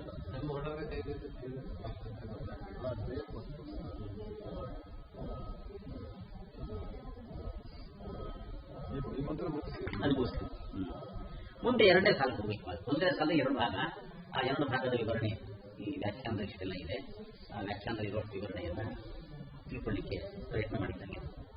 ಇಷ್ಟು ಒಂದು ಸಾಲಿನ ಬೃಹತಿ ಮಂತ್ರ, ಅದರಲ್ಲಿರುವ ಇಷ್ಟು ವಿವರಣೆಯಿಂದಾಗಿ ವಿಷ್ಣು ಸಹಸ್ರನಾಮದ ವಿಶ್ವಂ ಇದೆಯಲ್ಲ, ಅದನ್ನ ಇಲ್ಲಿ ವ್ಯಾಖ್ಯಾನ ಮಾಡುವಂತೆ, ವಿಶ್ವನಾಮವನ್ನು ಇಲ್ಲಿ ವ್ಯಾಖ್ಯಾನ ಮಾಡುವಂತೆ ಆಯಿತು. ಪ್ರಾಣದೇವರ ಮಹಿಮೆಯನ್ನು ಹೇಳಿ ಪ್ರಾಣ ಪೂರಕತ್ವ, ಪ್ರಾಣಪಾಲಕತ್ವ ಪರಮಾತ್ಮನ ಲಕ್ಷಣ ಅಂತ ನಾವು ಅರ್ಥ ಮಾಡ್ಕೊಂಡಿದ್ದೀವಿ. ಆ ವಿಶ್ವ ಅನ್ನುವ ನಾಮ ಇದೆ, ಮೊದಲನೇ ನಾಮ. ಆ ವಿಶ್ವ ಅನ್ನೋ ಮೊದಲನೇ ನಾಮದಲ್ಲಿ ವಿಶ್ವ ಅನ್ನೋ ಶಬ್ದ ಅದಕ್ಕೆ ವಾಯು ಅಂತ ಅರ್ಥ. ಹಾಗೆ ಹೇಳ್ತಕ್ಕಂಥ ಒಂದು ಶ್ರುತಿ ಇದೆ, ವಿಶ್ವ ವಾಯು ಅಂತ ಹೇಳ್ತಕ್ಕಂಥ ವಿಶ್ವವಾಯು ಅಂತ ಶ್ರುತಿ ಇದೆ. ಅಂತ ವಿಶ್ವ ಅಂದ್ರೆ ವಾಯು ಅಂತ ಅರ್ಥ. ಮತ್ತೆ ವಾಯುದೇವರಿಗೆ ಉತ್ಕರ್ಷವನ್ನು ತುಂಬುವುದು ಅರ್ಥ ಸಿಗ್ಬೇಕು ಇವಾಗ, ಅದೇ ನಾಮದಲ್ಲೇ ಸಿಗ್ಬೇಕು ಇವಾಗ. ವಾಯುದೇವರಿಗೆ ಉತ್ಕರ್ಷವನ್ನು ತುಂಬುವುದು ಅನ್ನೋ ಅರ್ಥ ಸಿಗ್ಬೇಕು ಇವಾಗ. ಸಿಗ್ಬೇಕಾದ್ರೆ ಅದರ ಶಬ್ದ ರಚನೆಯ ಕ್ರಮವನ್ನೇ ಅಭ್ಯಾಸ ಮಾಡಬೇಕು. ಶಬ್ದ ರಚನೆಯ ಕ್ರಮ ಅಭ್ಯಾಸ ಮಾಡಬೇಕು ಅಂದ್ರೆ ತೀವ್ರವಾದ ವ್ಯಾಕರಣಾಭ್ಯಾಸ ಆಗುತ್ತೆ. ತೀವ್ರವಾದ ವ್ಯಾಕರಣಾಭ್ಯಾಸ ಮಾಡ್ಕೊಂಡಿದ್ದವರಿಗೆ ಮಾತ್ರ ಅದನ್ನೆಲ್ಲ ನಿರ್ವಾಹ ಮಾಡಲಿಕ್ಕೆ ಸಾಧ್ಯ. ಸುಮ್ಮನೆ ಉಪನ್ಯಾಸ ಕೆಲವರಿಗೆಲ್ಲ ಮಾಡ್ಕೊಳ್ಳಿಕ್ಕೆ ಆಗೋದಿಲ್ಲ. ನೀವು ತೀವ್ರವಾದ ವ್ಯಾಕರಣಾಭ್ಯಾಸ ಮಾಡ್ಕೊಂಡಿದ್ದು ಸುಮ್ಮನೆ ಅದು ಜಾಸ್ತಿ ವ್ಯಾಕರಣ ಹೇಳಿದ್ದೇನೆ ಬಿಡಿಸ್ಕೊಂಡಾಗ ಹೇಗಾಗುತ್ತೆ ಅಂತ ಇಲ್ಲಿ ಹೇಳಿದ್ದಾರೆ. ಇಲ್ಲಿ ಹೇಳಿದ್ದನ್ನು ನಾನು ನಿಮ್ಗೆ ಹೇಳೋ ಪ್ರಯತ್ನ ಹೇಳಿದ ವ್ಯಾಖ್ಯಾನದಲ್ಲಿ ಹೇಳಿದ್ದಾರೆ. ಹೇಳಿದ್ದನ್ನು ನಾನು ನಿಮ್ಗೆ ಹೇಳೋ ಪ್ರಯತ್ನ ಮಾಡ್ತೀನಿ. ವಿಶ್ವ ಅಂತ ಶಬ್ದ ಇಟ್ಕೊಳ್ಬೇಕು. ವಿಶ್ವ ಅಂತ ಶಬ್ದ ಇಟ್ಕೊಂಡು ಅದರ ಬಲಗಡೆಗೆ ಒಂದು ಪ್ರತ್ಯಯ, ಒಂದು ವಾ ಅಂತ ಒಂದು ಧಾತು ಇದೆ. ನಿಮಗೆಲ್ಲ ಪಾಠ ಕೇಳ್ಬೇಕಾದ ನಾನಾ ಧಾತುಗಳು ಪ್ರತಿಯಾಗಿದೆ. ವಾ ಅಂತ ಒಂದು ಧಾತು ಇದೆ. ವಾ ಧಾತುವಿಗೆ ಎರಡು ಅರ್ಥ ಹೇಳ್ತಾರೆ. ಎಷ್ಟರ್ಥ ಇದ್ರು ಕೂಡ ಎರಡನ್ನು ಹೇಳ್ತಾರೆ. ಗತಿ ಮತ್ತು ಗಂಧನ ಅಂತ ಎರಡು ಹೇಳ್ತಾರೆ. ಗತಿಯಿಂದ ಗಮನ ಕ್ರಿಯೆ, ಗತಿಯಿಂದ. ಗಂಧನ ಅಂದ್ರೆ ಬಲಪಡಿಸುವ ಕ್ರಿಯೆ, ಬಲಪಡಿಸುವ ಕ್ರಿಯೆ ಅಂತ ಅರ್ಥ ಗಂಧನ ಅಂದ್ರೆ. ಹೀಗೆ ವಾ ಅನ್ನುವ ಧಾತು, ಅದಕ್ಕೆ ಗತಿಕ್ರಿಯೆ ಮತ್ತು ಗಂಧನ ಕ್ರಿಯೆ ಎರಡು ಅರ್ಥ ಇದೆ. ಈಗ ವಿಶ್ವ ಶಬ್ದ ಇಟ್ಕೊಂಡಿದ್ದೀವಿ. ವಿಶ್ವ ಶಬ್ದದ ಬಲಗಡೆಗೆ ವಾ ಅಂತ ಧಾತುವನ್ನು ಹಾಕೊಳ್ಬೇಕು. ಬರ್ಕೊಂಡು ವರ್ಕೌಟ್ ಮಾಡೋದು ಚೆನ್ನಾಗಿರ್ತದೆ. ವರ್ಕೌಟ್ ಮಾಡಬೇಕು. ವಿಶ್ವ ಅಂತ ಬರ್ಕೋಬೇಕು, ಪ್ಲಸ್ ಅಂತ ಹಾಕೋಬೇಕು, ವಾ ಅಂತ ಬರ್ಕೊಳ್ಬೇಕು, ವಾ ಧಾತು ಬರ್ಕೊಳ್ಬೇಕು. ವಿಶ್ವ ಮತ್ತು ವಾ ಅಂತ ಇದೆ. ಆ ವಿಶ್ವ ಮತ್ತು ವಾ ಅಂತ ಇದ್ದಾಗ ಯಾವ್ದಾದ್ರು ಪ್ರತ್ಯಯ ಸೇರಿಸಬೇಕು. ಅದೆಲ್ಲ ವ್ಯಾಕರಣ ಮುಂದೆ ಹೇಳಿದ್ದಾರೆ. ತುಂಬಾ ವ್ಯಾಕರಣ ಅಭ್ಯಾಸ ಮಾಡಬೇಕು. ಕ ಅಂತ ಒಂದು ಪ್ರತ್ಯಯ ಸೇರಿಸಬೇಕು ಅಂತ ವ್ಯಾಖ್ಯಾನಕಾರರು ಹೇಳಿದ್ದಾರೆ. ಕ ಅನ್ನೋ ಪ್ರತ್ಯಯ ಅಂತ ಸೇರಿಸೋದಕ್ಕಿಂತ ಅದು ಟಿ ಲೋಪ ಆಗಬೇಕು. ಟಿ ಲೋಪ ಆದ್ರೆ ಒಳ್ಳೇದು. ಟಿ ಲೋಪ ಏನಾಗುತ್ತೆ ಅಂತಂದ್ರೆ ಹೃಸ್ವತ್ ತರಬೇಕು. ವಾ ಆಗ್ಬೇಕು. ಅದು ವಾ ಆಗ್ಬೇಕು. ಕ ಪ್ರತ್ಯಯ ಬಂದ್ರೆ ಸ್ವಧರ್ಗೆ ಗೋಕಿ ಅಂತ ಹಸ್ವ ಬುದ್ಧಿ ಬರುತ್ತೆ. ಹೊಸರದ ಒಂದು ವಾ ಇದ್ದಿದ್ದು ವಾ. ವಿಶ್ವ ಅನ್ನೋದೊಂದು ವಕಾರ ಇದೆ. ಅದು ಹೋಗ್ಬೇಕು. ಆ ವಿಶ್ವ ಅನ್ನೋದಿರೋ ಬಕಾರ ಹೋದರೆ ನಮ್ಗೆ ಶಬ್ದ ಬರುತ್ತೆ. ಹೋಗ್ಲಿಕ್ಕೆಲ್ಲ ವ್ಯವಸ್ಥೆಗಳು ವ್ಯಾಕರಣದಲ್ಲಿದೆ. ಆ ವಿಶ್ವ ಅನ್ನೋದಿರೋ ಉಪಪದದ ಕೊನೆಯ ಅಕ್ಷರ ಲೋಪ ಆಗುವುದು ಅಂತ, ಉಪಪದದ ಕೊನೆಯ ಅಕ್ಷರ ಲೋಪ ಆಗುವುದು ಅನ್ನೋ ವ್ಯವಸ್ಥೆ ಇದೆ. ಅದರಂತೆ ವಿಶ್ವ ಅನ್ನೋದಿರೋ ಬಕಾರ ಹೋಗುತ್ತೆ. ಈ ಮಾ ಧಾತುವಿನ ಬಕಾರ ಹ್ರಸ್ವ ಆಗಿ ಉಳಿದಿದೆ. ಆ ವಿಶ್ ಈ ಕಡೆ ಎಡಗಡೆ ಉಳಿದಿದೆ, ಈ ವಾ ಹ್ರಸ್ವ ಆಗಿ ಬಲಗಡೆ ಉಳಿದಿದೆ. ಅದನ್ನು ಸೇರ್ಕೊಂಡ್ರೆ ವಿಶ್ವ. ಶ್ರುತಿಯಿಂದ ಗೊತ್ತಾಗಿರುವಂತೆ ವಿಶ್ವ ಅನ್ನೋ ಶಬ್ದಕ್ಕೆ ವಾಯು ಅಂತ ಅರ್ಥ. ವಾ ಅಂತ ಧಾತುವಿನ ತಂದ್ಕೊಂಡಿದೀವಲ್ಲ, ಆ ಧಾತುವಿನ ತಂದ್ಕೊಂಡಿರೋ ಅದಕ್ಕೆ ಬಲಪಡಿಸುವವನು ಅಂತ, ಬಲಪಡಿಸುವವನು ಅಂತ ಅರ್ಥ. ವಾಯುದೇವರಿಗೆ ಬಲವನ್ನು ಉಂಟು ಮಾಡುವವನು ಯಾರು? ಸ್ಮೃತಿ ಮಂತ್ರ ಓದಿ ಅರ್ಥ ಮಾಡಿಕೊಂಡಿರುವಂತೆ ವಾಯುದೇವರಿಗೆ ಬಲ ಉಂಟು ಮಾಡುವವನು ಪರಮಾತ್ಮ. ಆದ್ರಿಂದ ಇದು ಪರಮಾತ್ಮನ ನಾಮ. ವಿಷ್ಣು ಸಹಸ್ರನಾಮದಲ್ಲಿ ವಿಶ್ವ ಅಂತ ಪರಮಾತ್ಮನ ಮೊದಲನೇ ನಾಮ. ಅದು ವಾಯುದೇವರಿಗೆ ಬಲ ಉಂಟು ಮಾಡ್ತಾನೆ ಪರಮಾತ್ಮ ಅನ್ನೋ ಅರ್ಥ ಇಟ್ಕೊಂಡು ವಿಶ್ವಾನು ಶಬ್ದ ಬಂದಿದೆ ಅಂತ ಈ ಸ್ಮೃತಿ ಮಂತ್ರದ ಮೊದಲನೇ ಸಾಲಿನಿಂದ ವಿಶ್ವನಾಮದ ವ್ಯಾಖ್ಯಾನ ಆಗಿ ವಾಯುದೇವರಿಗೆ ಬಲ ಉಂಟು ಮಾಡುವವನು, ಉತ್ಕರ್ಷವನ್ನು ಉಂಟು ಮಾಡುವವನು ಅಂತ ಇಷ್ಟ ಅರ್ಥ ಸಿಕ್ಕಿದೆ. ಸಹಸ್ರನಾಮಗಳಲ್ಲಿ ಇದು ಮೊದಲನೇ ನಾಮ ಆಗಿದೆ. ಇದು ಮೊದಲನೇ ನಾಮ ಆಗಿದ್ದಕ್ಕೆ ಇಲ್ಲಿ ವ್ಯಾಖ್ಯಾನದಲ್ಲಿ ಇಲ್ಲದೆ ಇರೋ ಒಂದು ಬೇರೆ ಕಡೆ ಹೊಂದಿದೆ ಈ ಮೊದಲನೇ ನಾಮದ ಬಗ್ಗೆ. ಅದು ಮತ್ತೆ ನೆನಪು ಮಾಡ್ಕೋಬೇಕು ಇವತ್ತು. ಆ ವಿವರಣೆ ಅಂದ್ರೆ ಯಾವುದೇ ದೊಡ್ಡ ಕೆಲಸವನ್ನ ಮಂಗಳ ಕೆಲಸವನ್ನು ಮಾಡ್ಲಿಕ್ಕೆ ಆರಂಭ ಮಾಡಿದ್ರೆ ಗಣೇಶನ ಸ್ತುತಿಯನ್ನು ಮಾಡಬೇಕಲ್ವಾ? ಗಣಪತಿಯ ಸ್ತೋತ್ರವನ್ನು ಮಾಡಿ ಅವನಿಂದ ನಿರ್ವಿಘ್ನವಾಗಿ ನಡೆಸ್ಕೊಡು ಅಂತ ಕೇಳಿಕೊಂಡು ಆಮೇಲೆ ಮುಂದಿನ ಕೆಲಸಗಳನ್ನ ನಡೆಸ್ಕೊಳ್ಬೇಕು. ಈ ಸಹಸ್ರನಾಮ ಪಾರಾಯಣ ಮಾಡುವವರು, ಸಹಸ್ರನಾಮ ಅಧ್ಯಯನ ಮಾಡುವವರು ಈ ವಿಶ್ವನಾಮದ ಅಧ್ಯಯನದಿಂದ ಆರಂಭ ಮಾಡಿದರೆ ಈ ಅಧ್ಯಯನ ಕೊನೆ ತನಕ ನಿರ್ವಿಘ್ನವಾಗಿ ಹೋಗಬೇಕು ಅಂತ, ಅಧ್ಯಯನ ಮಾಡುವವರಿಗೆ ಅವರ ಅಧ್ಯಯನ, ಅವರ ಚಿಂತನೆಗಳು ನಿರ್ವಿಘ್ನವಾಗಿ ಹೋಗಲಿ ಅಂತ ವಿಷ್ಣು ಸಹಸ್ರನಾಮ ಹೇಳಿದ ವೇದವ್ಯಾಸರ ಅನುಗ್ರಹ ಬುದ್ಧಿ. ಆ ವೇದವ್ಯಾಸರು ನಮ್ಮ ಮೇಲಿನ ಅನುಗ್ರಹ ಬುದ್ಧಿಯನ್ನು ಇಟ್ಟುಕೊಂಡು ವಿಶ್ವನಾಮವನ್ನು ಮೊದಲು ಹಾಕಿದ್ದಾರೆ. ಆ ವಿಶ್ವ ಅನ್ನೋ ಇದೆಯಲ್ಲ, ವಿಶ್ವ ತೇಜಸ್ಸ ಪ್ರಾಜ್ಞಾ ಅಂತ ರೂಪಗಳನ್ನು ಹೇಳ್ತೀವಲ್ಲ, ಆ ವಿಶ್ವರೂಪ, ವಿಶ್ವಾನು ಭಗವದ್ ರೂಪ, ವಿಶ್ವ ತೇಜಸ್ಸ ಪ್ರಾಜ್ಞಾ ಅಂತ. ಆ ವಿಶ್ವ ಎನ್ನುವ ರೂಪ ಗಣೇಶನ ಬಿಂಬರೂಪ ಅಂತ. ಆ ವಿಶ್ವ ಎನ್ನುವ 19 ಮುಖದ ರೂಪ. ಆ 19 ಮುಖದಲ್ಲಿ ಒಂದು ಗಜಮುಖ, ಮಧ್ಯದ ಮುಖ ಗಜಮುಖ. ಆ 19 ಮುಖದ ವಿಶ್ವರೂಪ ಇದೆಯಲ್ಲ, ಜಾಗೃತ ಅವಸ್ಥಾ ಪ್ರೇರಕವಾಗಿರ್ತಕ್ಕಂಥ ವಿಶ್ವರೂಪ, ಆ ವಿಶ್ವರೂಪ ಅದು ಗಣೇಶನ, ಗಣಪತಿಯ ಬಿಂಬರೂಪ. ಆ ಗಣೇಶನ ವಿಘ್ನ ನಿವಾರಕ ತಾನೆ ಗಣೇಶ. ಗಣೇಶನಿಗೆ ವಿಘ್ನ ನಿವಾರಕತ್ವವನ್ನು ಕೊಟ್ಟಿರೋದು ಈ ವಿಶ್ವರೂಪ, ಪರಮಾತ್ಮನ ಈ ವಿಶ್ವರೂಪ. ಆ ವಿಶ್ವರೂಪವನ್ನ ನಾವು ಅನುಸಂಧಾನ ಮಾಡಿಕೊಂಡು ಗಣೇಶನಿಗೆ ವಿಘ್ನ ನಿವಾರಕತ್ವವನ್ನು ಕೊಟ್ಟಿರುವ ಭಗವದ್ ರೂಪ, ಅದನ್ನ ಈಗ ಅನುಸಂಧಾನ ಮಾಡಿಕೊಂಡು ಅವನು ನಮಗೆ ವಿಘ್ನ ನಿವಾರಕನಾಗಲಿ. ಗಣೇಶನ ಮೂಲಕ ಎಲ್ಲರಿಗೂ ವಿಘ್ನ ನಿವಾರಕನಾಗಿರ್ತಕ್ಕಂಥ ಪರಮಾತ್ಮ ನಮ್ಮ ವಿಷ್ಣು ಸಹಸ್ರನಾಮದ ಅಧ್ಯಯನಕ್ಕೆ, ಚಿಂತನೆಗೆ ನಿರ್ವಿಘ್ನ ಸ್ಥಿತಿಯನ್ನ ಅನುಗ್ರಹಿಸಿ ಅಂತ ಮೊದಲು ವಿಶ್ವನಾಮದ ಚಿಂತನೆಯನ್ನು ಮಾಡಿ ಆರಂಭದಿಂದ ಇಲ್ಲಿ ಹೋಗಿದೆ ಅಂತ. ವಿಷ್ಣುವಿನ ಸಹಸ್ರನಾಮ ಅಂತಾನೆ ಪ್ರಸಿದ್ಧಿ ಇರೋದು, ವಿಷ್ಣು ಸಹಸ್ರನಾಮ ಅಂತ. ವಿಷ್ಣುವಿನ ಸಹಸ್ರನಾಮ ಅಂತ ನಾವು ಪ್ರಸಿದ್ಧಿಯನ್ನು ಮಾಡ್ಕೊಂಡ ಮೇಲೆ ವಿಷ್ಣುವನ್ನ ನಾಮ ಮೊದಲು ಇರಬೇಕಾಗಿತ್ತು. ಹಾಗೆ ಹೌದು, ಮೊದಲನೇ ನಾಮದಿಂದ ಹೆಸರು ಬಂದಿರೋದು. ಹಾಗೆ ವಿಷ್ಣು ಸಹಸ್ರನಾಮ ಅಂತ ಲೋಕ ಪ್ರಸಿದ್ಧಿ ಇದ್ದ ಮೇಲೆ ವಿಷ್ಣುವನ್ನ ನಾಮ ಮೊದಲಿರಬೇಕಾಗಿತ್ತು. ಆದ್ರೆ ವಿಶ್ವವನ್ನು ನಾಮ ಮೊದಲಿದೆ.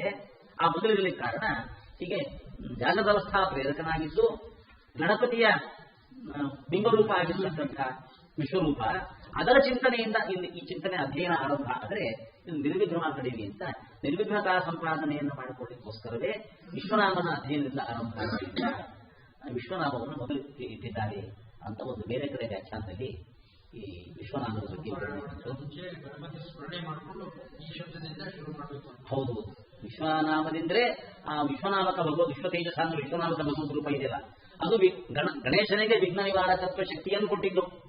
ಅಂತಹ ಶಕ್ತಿಯನ್ನು ಕೊಟ್ಟಿರ್ತಕ್ಕಂಥ ಭಗವಂತ ನಮಗೆಲ್ಲ ವಿಘ್ನ ನಿವಾರಕನಾಗಲಿ ಅಂತ ವಿಶ್ವನಾಮದ ಅರ್ಥವನ್ನು ಅನುಸಂಧಾನ ಮಾಡಿಕೊಳ್ತಾ ಈ ಅಧ್ಯಯನವನ್ನು ಮಾಡಬೇಕು. ಆ ಅಧ್ಯಯನದ ಪ್ರಕ್ರಿಯೆಯಲ್ಲಿ ವಾಯುದೇವರಿಗೆ ಉತ್ಕರ್ಷವನ್ನು ಉಂಟು ಮಾಡುವ ಅರ್ಥದಿಂದ ಆ ವಿಶ್ವನಾಮದ ಅಧ್ಯಯನ ನಮಗಾಗಬೇಕು. ಇಷ್ಟು ಚಿಂತನೆ ಇದರೊಳಗಿದೆ. ವಿಶ್ವಂಭರ ಅಂತ ವಿಶ್ವನಾಮಕ ಗಣಪತಿಯ ಬೆಂಬಲವಾಗಿರೋ ಇದೆ. ವಿಶ್ವನಾಮಕ ಅಲ್ಲ, ಗಣಪತಿಗೆ ವಿಶ್ವ ಅಂದ್ರೂ ವಿಶ್ವಂಭರ ಅಂದ್ರೂ ಒಂದೇ ರೂಪ, ಅದು ಗಣಪತಿಯ ಬಿಂಬರೂಪ. ಆಗ ಆ ರೂಪದ ಸ್ಮರಣೆ ಬಂದಾಗ ಪ್ರತಿಯೊಂದು ಗಣಪತಿಯ ಸ್ಮರಣೆ ಎರಡು ಒಂದೇ. ಗಣಪತಿ ಅಂತರ್ಗತ ಅಂತಲೇ ಚಿಂತನೆ ಮಾಡೋದು. ಅದೇ ಗಣಪತಿ ಅಲ್ಲ, ಗಣಪತಿ ಅಂತರ್ಗತ ವಿಶ್ವಂಭರ ನಾಮಕ ರೂಪ. ಆಮೇಲೆ ಬಿಂಬವನ್ನು ಪ್ರತಿಮಾ ಸ್ಮರಣೆ ಮಾಡಿದಾಗ ಪ್ರತಿಬಿಂಬ ಗಣಪತಿ ಸ್ಮರಣೆ ಬರುತ್ತೆ, ವಿಘ್ನ ನಿವಾರಣೆ ಆಗುತ್ತೆ ಅಂತ ಭರ ಅಂದ್ರೆ ಭರ ಅನ್ನೋದು ನಡೆಸುತ್ತಾನೆ ಅಂದ್ರೆ ಸಪೋರ್ಟ್ ಮಾಡ್ತಾನೆ ಅರ್ಥ. ಹೌದು ಹೌದು ಹೌದು. ಇಲ್ಲಿ ವಿಶ್ವಂಭರ ಅಂದ್ರೆ ವಿಶ್ವ ಅಂತ ವಿಶ್ವಂ ಅಂತ ಅದೇ ಎಲ್ಲ ಕೃತಿಯನ್ನು ಸಪೋರ್ಟ್ ಮಾಡ್ತಾನೆ ನಾರ್ಮಲ್ ಅಂತ. ಹೌದು, ಹಾಗೂ ಅರ್ಥ ಆಗಿರ್ತದೆ ಇಲ್ಲ. ವಿಶ್ವಂಭರ ಅನ್ನೋ ಕಡೆ ಇರಬೇಕಾದ್ರೆ ಲೋಪ ಆಗಿಲ್ಲ ಅಂತ ಹೇಳಿ ವಿಶ್ವಂಭರ ಅದನ್ನೇ ಕೇಳ್ತಿರೋದು. ವಿಶ್ವಂಭರ ಅಂದ್ಮೇಲೆ ಹೇಗೆ ಅಂತಾನೆ ಕೇಳ್ತಿರೋದು. ಬಳಸ್ತಾ ಇದ್ದಾನೆ. ಹೌದು ಹೌದು, ಅದೇ ಅರ್ಥನೇ. ಅದರಲ್ಲಿ ಏನಾದ್ರು ನಿಮಗೆ ಪ್ರಶ್ನೆ ಇದೆಯಾ? ನನ್ನ ಪ್ರಶ್ನೆ ಏನು ಅಂದ್ರೆ ಅಲ್ಲಿ ವಿಶ್ವವನ್ನು ಬಳಸ್ತಾನೆ ಅಂದ್ರೆ ಆ ವಿಶ್ವ ಪ್ರಪಂಚವಾಯಿತು, ಪರಮಾತ್ಮನು. ಅಲ್ಲಿ ವಿಶ್ವಕ್ಕೆ ಬೇರೆ ಬೇರೆ ಅರ್ಥಗಳಿದೆ. ಆಗತ್ತ ವಿಶ್ವ ಅಂತಲೂ ಅರ್ಥ, ವಾಯುದೇವರು ಅಂತಲೂ ಅರ್ಥ. ಅದು ಅರ್ಥ ಇದೆ.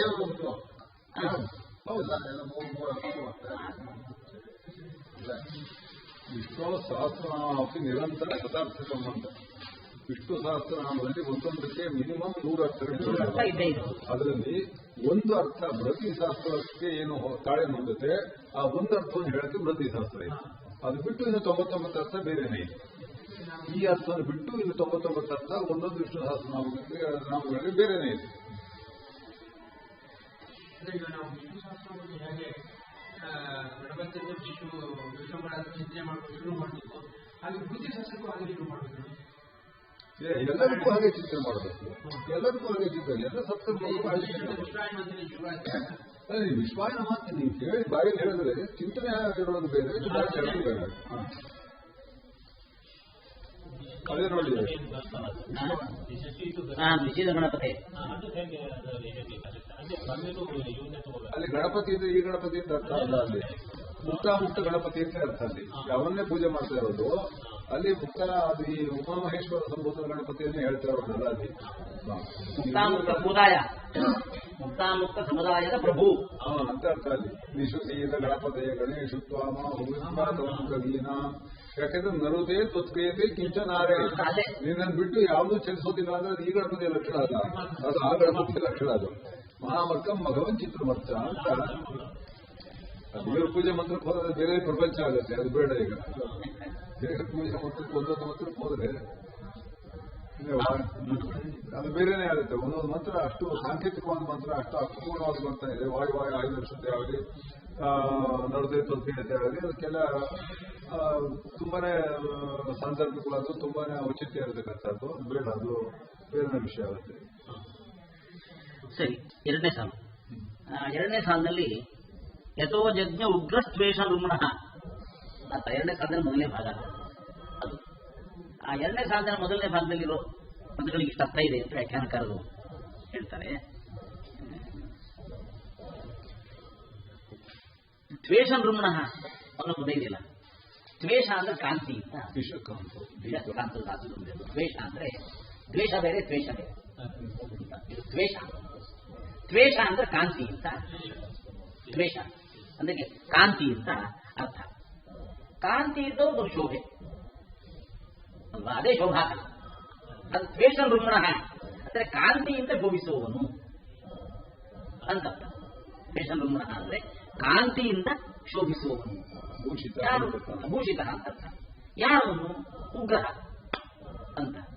ಉಗ್ರಹ ಅಂದ್ರೆ ಉಗ್ರ ಕಪರ್ದಿ ಶ್ರೀಕಂಠ, ರುದ್ರದೇವರು ಅಂತ ಅರ್ಥ. ಉಗ್ರಹ ಅಂತ ರುದ್ರದೇವರು ಅಂತ ಅರ್ಥ. ರುದ್ರದೇವರು ಒಂದು ವಿಲಕ್ಷಣವಾದ ಹೆಚ್ಚಿನ ಕಾಂತಿಯಿಂದ ಶೋಭಿಸುವವರು ಅಂತ. ಬರೀ ಒಂದು ಕಾಂತಿಯಿಂದೇನೆ ಮಧ್ವಾಚಾರ್ಯ ಶಿಷ್ಯರಿಗೆ ಕಾಣಿಸ್ಕೊಂಡಿದ್ದಂತೆ ಅಂತ ಅದು ಮಧ್ವ ಶ್ಲೋಕದಲ್ಲಿ ಬರ್ತದೆ ಅಂತ. ಆ ರುದ್ರದೇವರಿಗಂತಹ ವಿಶೇಷವಾದ ಕಾಂತಿ. ಆ ದ್ವೇಷ ರುಮಣಃ ಉಗ್ರಹ, ಕಾಂತಿಯಿಂದ ಶೋಭಿಸುವ ರುದ್ರದೇವರು. ಯತಃ ಯಜ್ಞೆ, ಯಾರಿಂದ ಆವಿರ್ಭವಿಸಿದರೋ ಅಂತ. ಈ ಮೇಲಿನ ಸಾಲಿನಲ್ಲಿ ಪ್ರಾಣದೇವರ ಉಲ್ಲೇಖ ಇದೆ.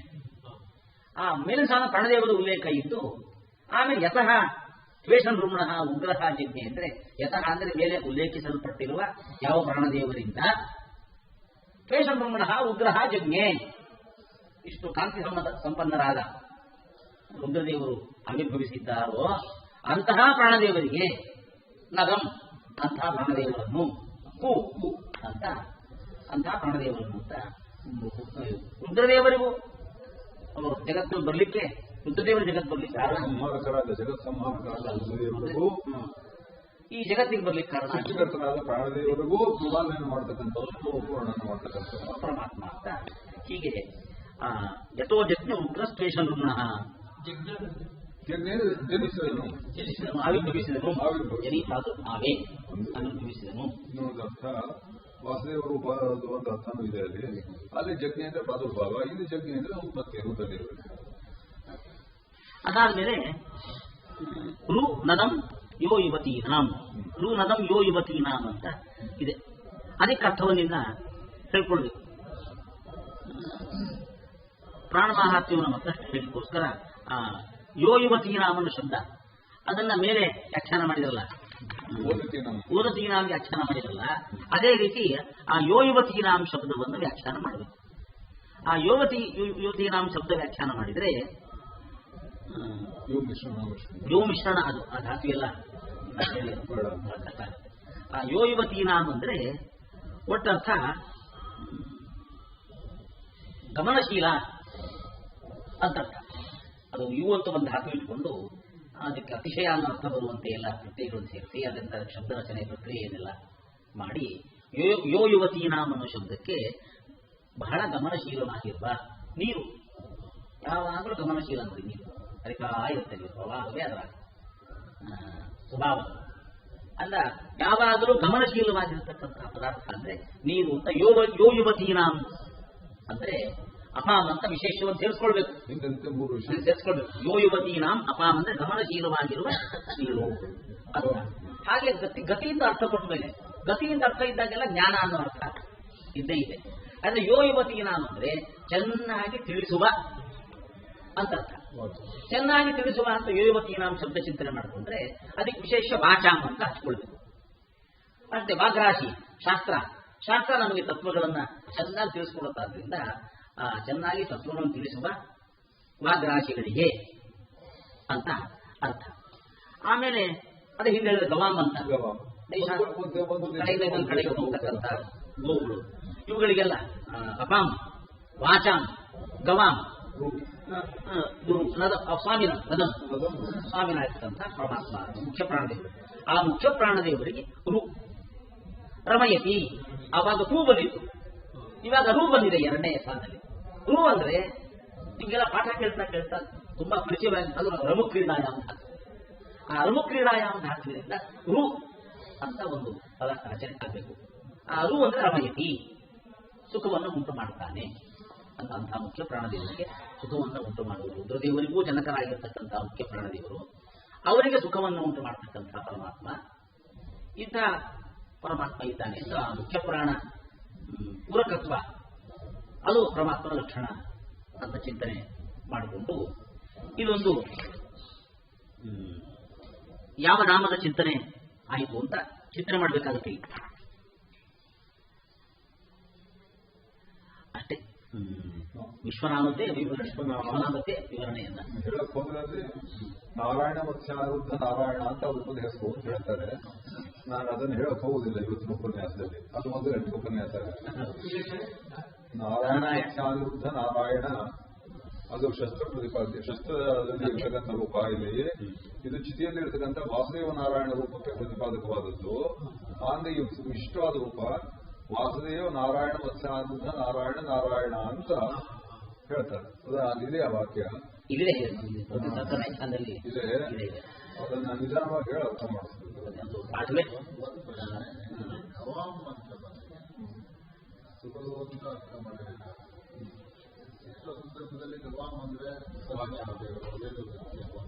ಅದು ಅರ್ಥ ಇಟ್ಕೊಂಡು ಗವಾಮ್ ಅಂದ್ರೆ ಭಾಷಾ ಮತ್ತು ಅದು ಅರ್ಥ ಇಟ್ಕೊಂಡು ಗವಾಮ್ ಅಂತ ಅರ್ಥ ಇಟ್ಕೊಂಡು ಅರ್ಥ ಇಟ್ಕೊಂಡಿದ್ರಿಂದ ವಿಶೇಷ ಅಪಾಮಂತ ವಿಶೇಷ, ವಾಚಾಮಂತ ವಿಶೇಷ, ಗವಾಮಂತ ವಿಶೇಷ ಹಾಕೊಂಡಿದ್ದೀವಿ.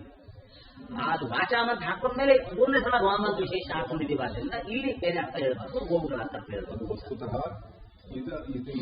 ಓದಕ್ಕೆ ನಾವು ಶಬ್ದದ ಮಂತ್ರ ಈ ಅಗಮಂತ್ರವನ್ನು ಕರ್ಮನಿರ್ಣಯದಲ್ಲಿ ಆಚಾರ್ಯ ವ್ಯಾಖ್ಯಾನ ಮಾಡಿದ್ದಾರೆ. ಕರ್ಮನಿರ್ಣಯದಲ್ಲಿ ವ್ಯಾಖ್ಯಾನ ಮಾಡಿ ಈ ಮೂರು ಅರ್ಥವನ್ನು ಅಲ್ಲಿ ಹೇಳಿದ್ದಾರೆ. ವಾಚಾಂ ಗವಾಂ ಅಪಾಂ ಮೂರು ಅರ್ಥವನ್ನ ಕರ್ಮನಿರ್ಣಯದಲ್ಲಿ ಆ ಷೋಡಶಿ ಶಸ್ತ್ರವನ್ನು ಸಂಪಾದನೆ ಮಾಡೋದ್ರಲ್ಲಿ ಹೇಳಿದ್ದಾರೆ. ಅಂದ್ರೆ ಟೀಕಾಕೃತ್ಪಾದರ ಅರ್ಥ ಅದು. ಆದ್ರೆ ಟೀಕಾಕೃತ್ಪಾದರು ಆಚಾರ್ಯ ಹೇಳಿರ್ತಕ್ಕಂಥ ಅರ್ಥವನ್ನ ಕರ್ಮ ಟೀಕಾದಲ್ಲಿ ದೊಡ್ಡವರು ಏನಿದೆ ಅಂತಂದ್ರೆ ಅವರು ಶ್ರೀಪೂರ್ಣ ಬೋಧ ಗುರುತೀರ್ಥ ಪಯೋಬ್ಧಿ ಪಾರ, ಅದು ಲಿಮಿಟ್. ಅದು ಅವ್ರು ಏನ್ ಹೇಳ್ಬೇಕು ಅದಕ್ಕೆ ಆಚಾರ್ಯ ಏನ್ ಹೇಳ್ತಾರೆ, ಟೀಕಾಚಾರ್ಯ ಏನ್ ಹೇಳ್ತಾರೆ, ಅದು ಲಿಮಿಟ್, ಅದನ್ನ ದಾಟಿ ಹೋಗುವುದಿಲ್ಲ ಅಂತ ಅವರು ಬೇರೆ ಬೇರೆ ಕಡೆ ಏನ್ ಹೇಳಿದ್ದಾರೆ ಅಂತ ತೆಗೆದು ಅದೇ ಅರ್ಥವನ್ನ ನದಮಂತ್ರ ಅಂತ ತುಂಬಾ ಪ್ರಸಿದ್ಧವಾದ್ದು. ಸೂದೋಹ ಮಂತ್ರದಲ್ಲಿ ಆ ಶಬ್ದ ಬರುತ್ತೆ. ಅದರಿಂದ ಅದನ್ನ ಟೀಕಾಕೃತ್ಪಾದರು ಹೇಳದಂತೆ ಹೇಳಿ ಬಂದು ಏನಿಂದ ಒಳಗಡೆ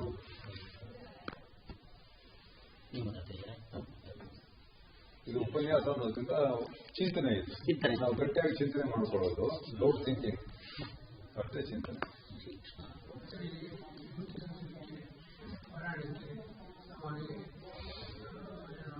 ಬ್ರಹ್ಮ ಋಷಿಗೆ ಗೋಧಿ ಚಂದನ ನಾರಾಯಣ ಅಂತ ಛಂದಸ್ಸು ಹೇಳ್ತದೆ. ಆದರೆ ಪ್ರತಿಯೊಂದು ಬೇರೆ ಬೇರೆ ಇದಕ್ಕೂ ಋಷಿ ಬೇರೆ ಬೇರೆ ಇದೆಯಾ? ಬೇರೆ ಬೇರೆ ಏನು ಬೇರೆ ಇದೆ? ಋಷಿ ಬ್ರಹ್ಮ ಋಷಿಗೆ ನಾರಾಯಣ ಗೋಧಿ ಚಂದನ ಅಂತ ಪಾರಾಯಣ ಶುರು ಮಾಡ್ತೀವಿ. ನನ್ನ ಪ್ರಶ್ನೆ, ಇಲ್ಲಿ ಬೇರೆ ಬೇರೆ ಋಷಿ ಛಂದಸ್ಸನ್ನ ಕೊಟ್ಟಿದ್ದಾರೆ ಇದರೊಳಗೆ ಎಲ್ಲಿ ಕೊಟ್ಟಿದ್ದಾರೆ, ಯಾರು ಬರೆದು? ಬಹಳ ಜನ ಬೃತಿ ಸಸಲ್ ಕೈ ಹಾಕಿ ಪ್ರಾಬ್ಲಮ್ ಮಾಡಿದ್ದಾರೆ. ಯಾರು ಗೊತ್ತಿಲ್ಲ. ಎಲ್ಲಾ ಮಂತ್ರಗಳಿಗೂ ಒಂದೇ ಋಷಿ ಛಂದಸ್ ಬರ್ತಿದಾರ. ಯಾವ ಮಂತ್ರಕ್ಕೆ ಅಂತ ಹೇಳ್ಕೋಬೇಕು.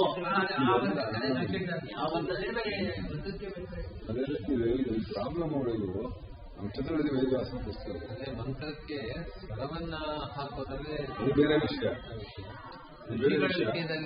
ಆಯ್ತು, ನಾನು ಸಂಸಾರದಲ್ಲಿ ಋಷಿರ್ ಬ್ರಹ್ಮ ಸರ್ವೇಶಾಂ ವಿಷ್ಣುವಾನಾಂ ಮಂತ್ರಾಣಾಂ ಅಂತ ಹೇಳ್ತಾರೆ. ಪ್ರತಿಯೊಂದು ಮಂತ್ರವೂ ಬೃಹತಿ ಸಹಸ್ರ, ಪ್ರತಿಯೊಂದು ಮಂತ್ರವೂ ಕೂಡ ವೈಷ್ಣವ ಮಂತ್ರ. ವಿಷ್ಣುವನ್ನೇ ಮುಖ್ಯವಾಗಿ ಹೇಳ್ತಕ್ಕಂಥ ಮಂತ್ರ. ಆ ಮಂತ್ರಕ್ಕೆ ಮುಖ್ಯವಾಗಿ ಬ್ರಹ್ಮದೇವರು ಋಷಿ ಅಂತ ಹೇಳಿದ್ರೆ ಯಾವ ಬ್ರಹ್ಮ ಋಷಿ ಸಾಮಾನ್ಯ ಎಲ್ಲಾ ಮಂತ್ರಗಳನ್ನ ಹೇಳ್ಕೊಂಡು ಅದು ನಾರಾಯಣ ದೇವತೆ ಅದು ದೇವತಾ ಅಂದ್ರೆ ಪ್ರತಿಪಾದ್ಯ. ನಾನು ಮಾತಾಡ್ತೀನಿ. ಬೇರೆ ವಿವರಗಳು ಗೊತ್ತಿಲ್ಲದೆ ಇದ್ದಾಗ ಪ್ರಧಾನವಾಗಿ ನಾರಾಯಣನೇ ಪ್ರತಿಪಾದ್ಯ, ಎಲ್ಲದಕ್ಕೂ ಬ್ರಹ್ಮ ಋಷಿ ಅಂತ ಸಾಮಾನ್ಯವಾಗಿ ಹೇಳೋದು, ಕಾಮನ್ ಆಗಿ ಹೇಳೋದು. ಬೇರೆ ವಿವರಗಳು ಗೊತ್ತಿದ್ರೆ ಅದನ್ನು ಹೇಳಬೇಕು. ಜಾನಕಿ ವದನ ಮೌಲ್ಯ ಭಾರವೇ ಗತ ಸತಾಂ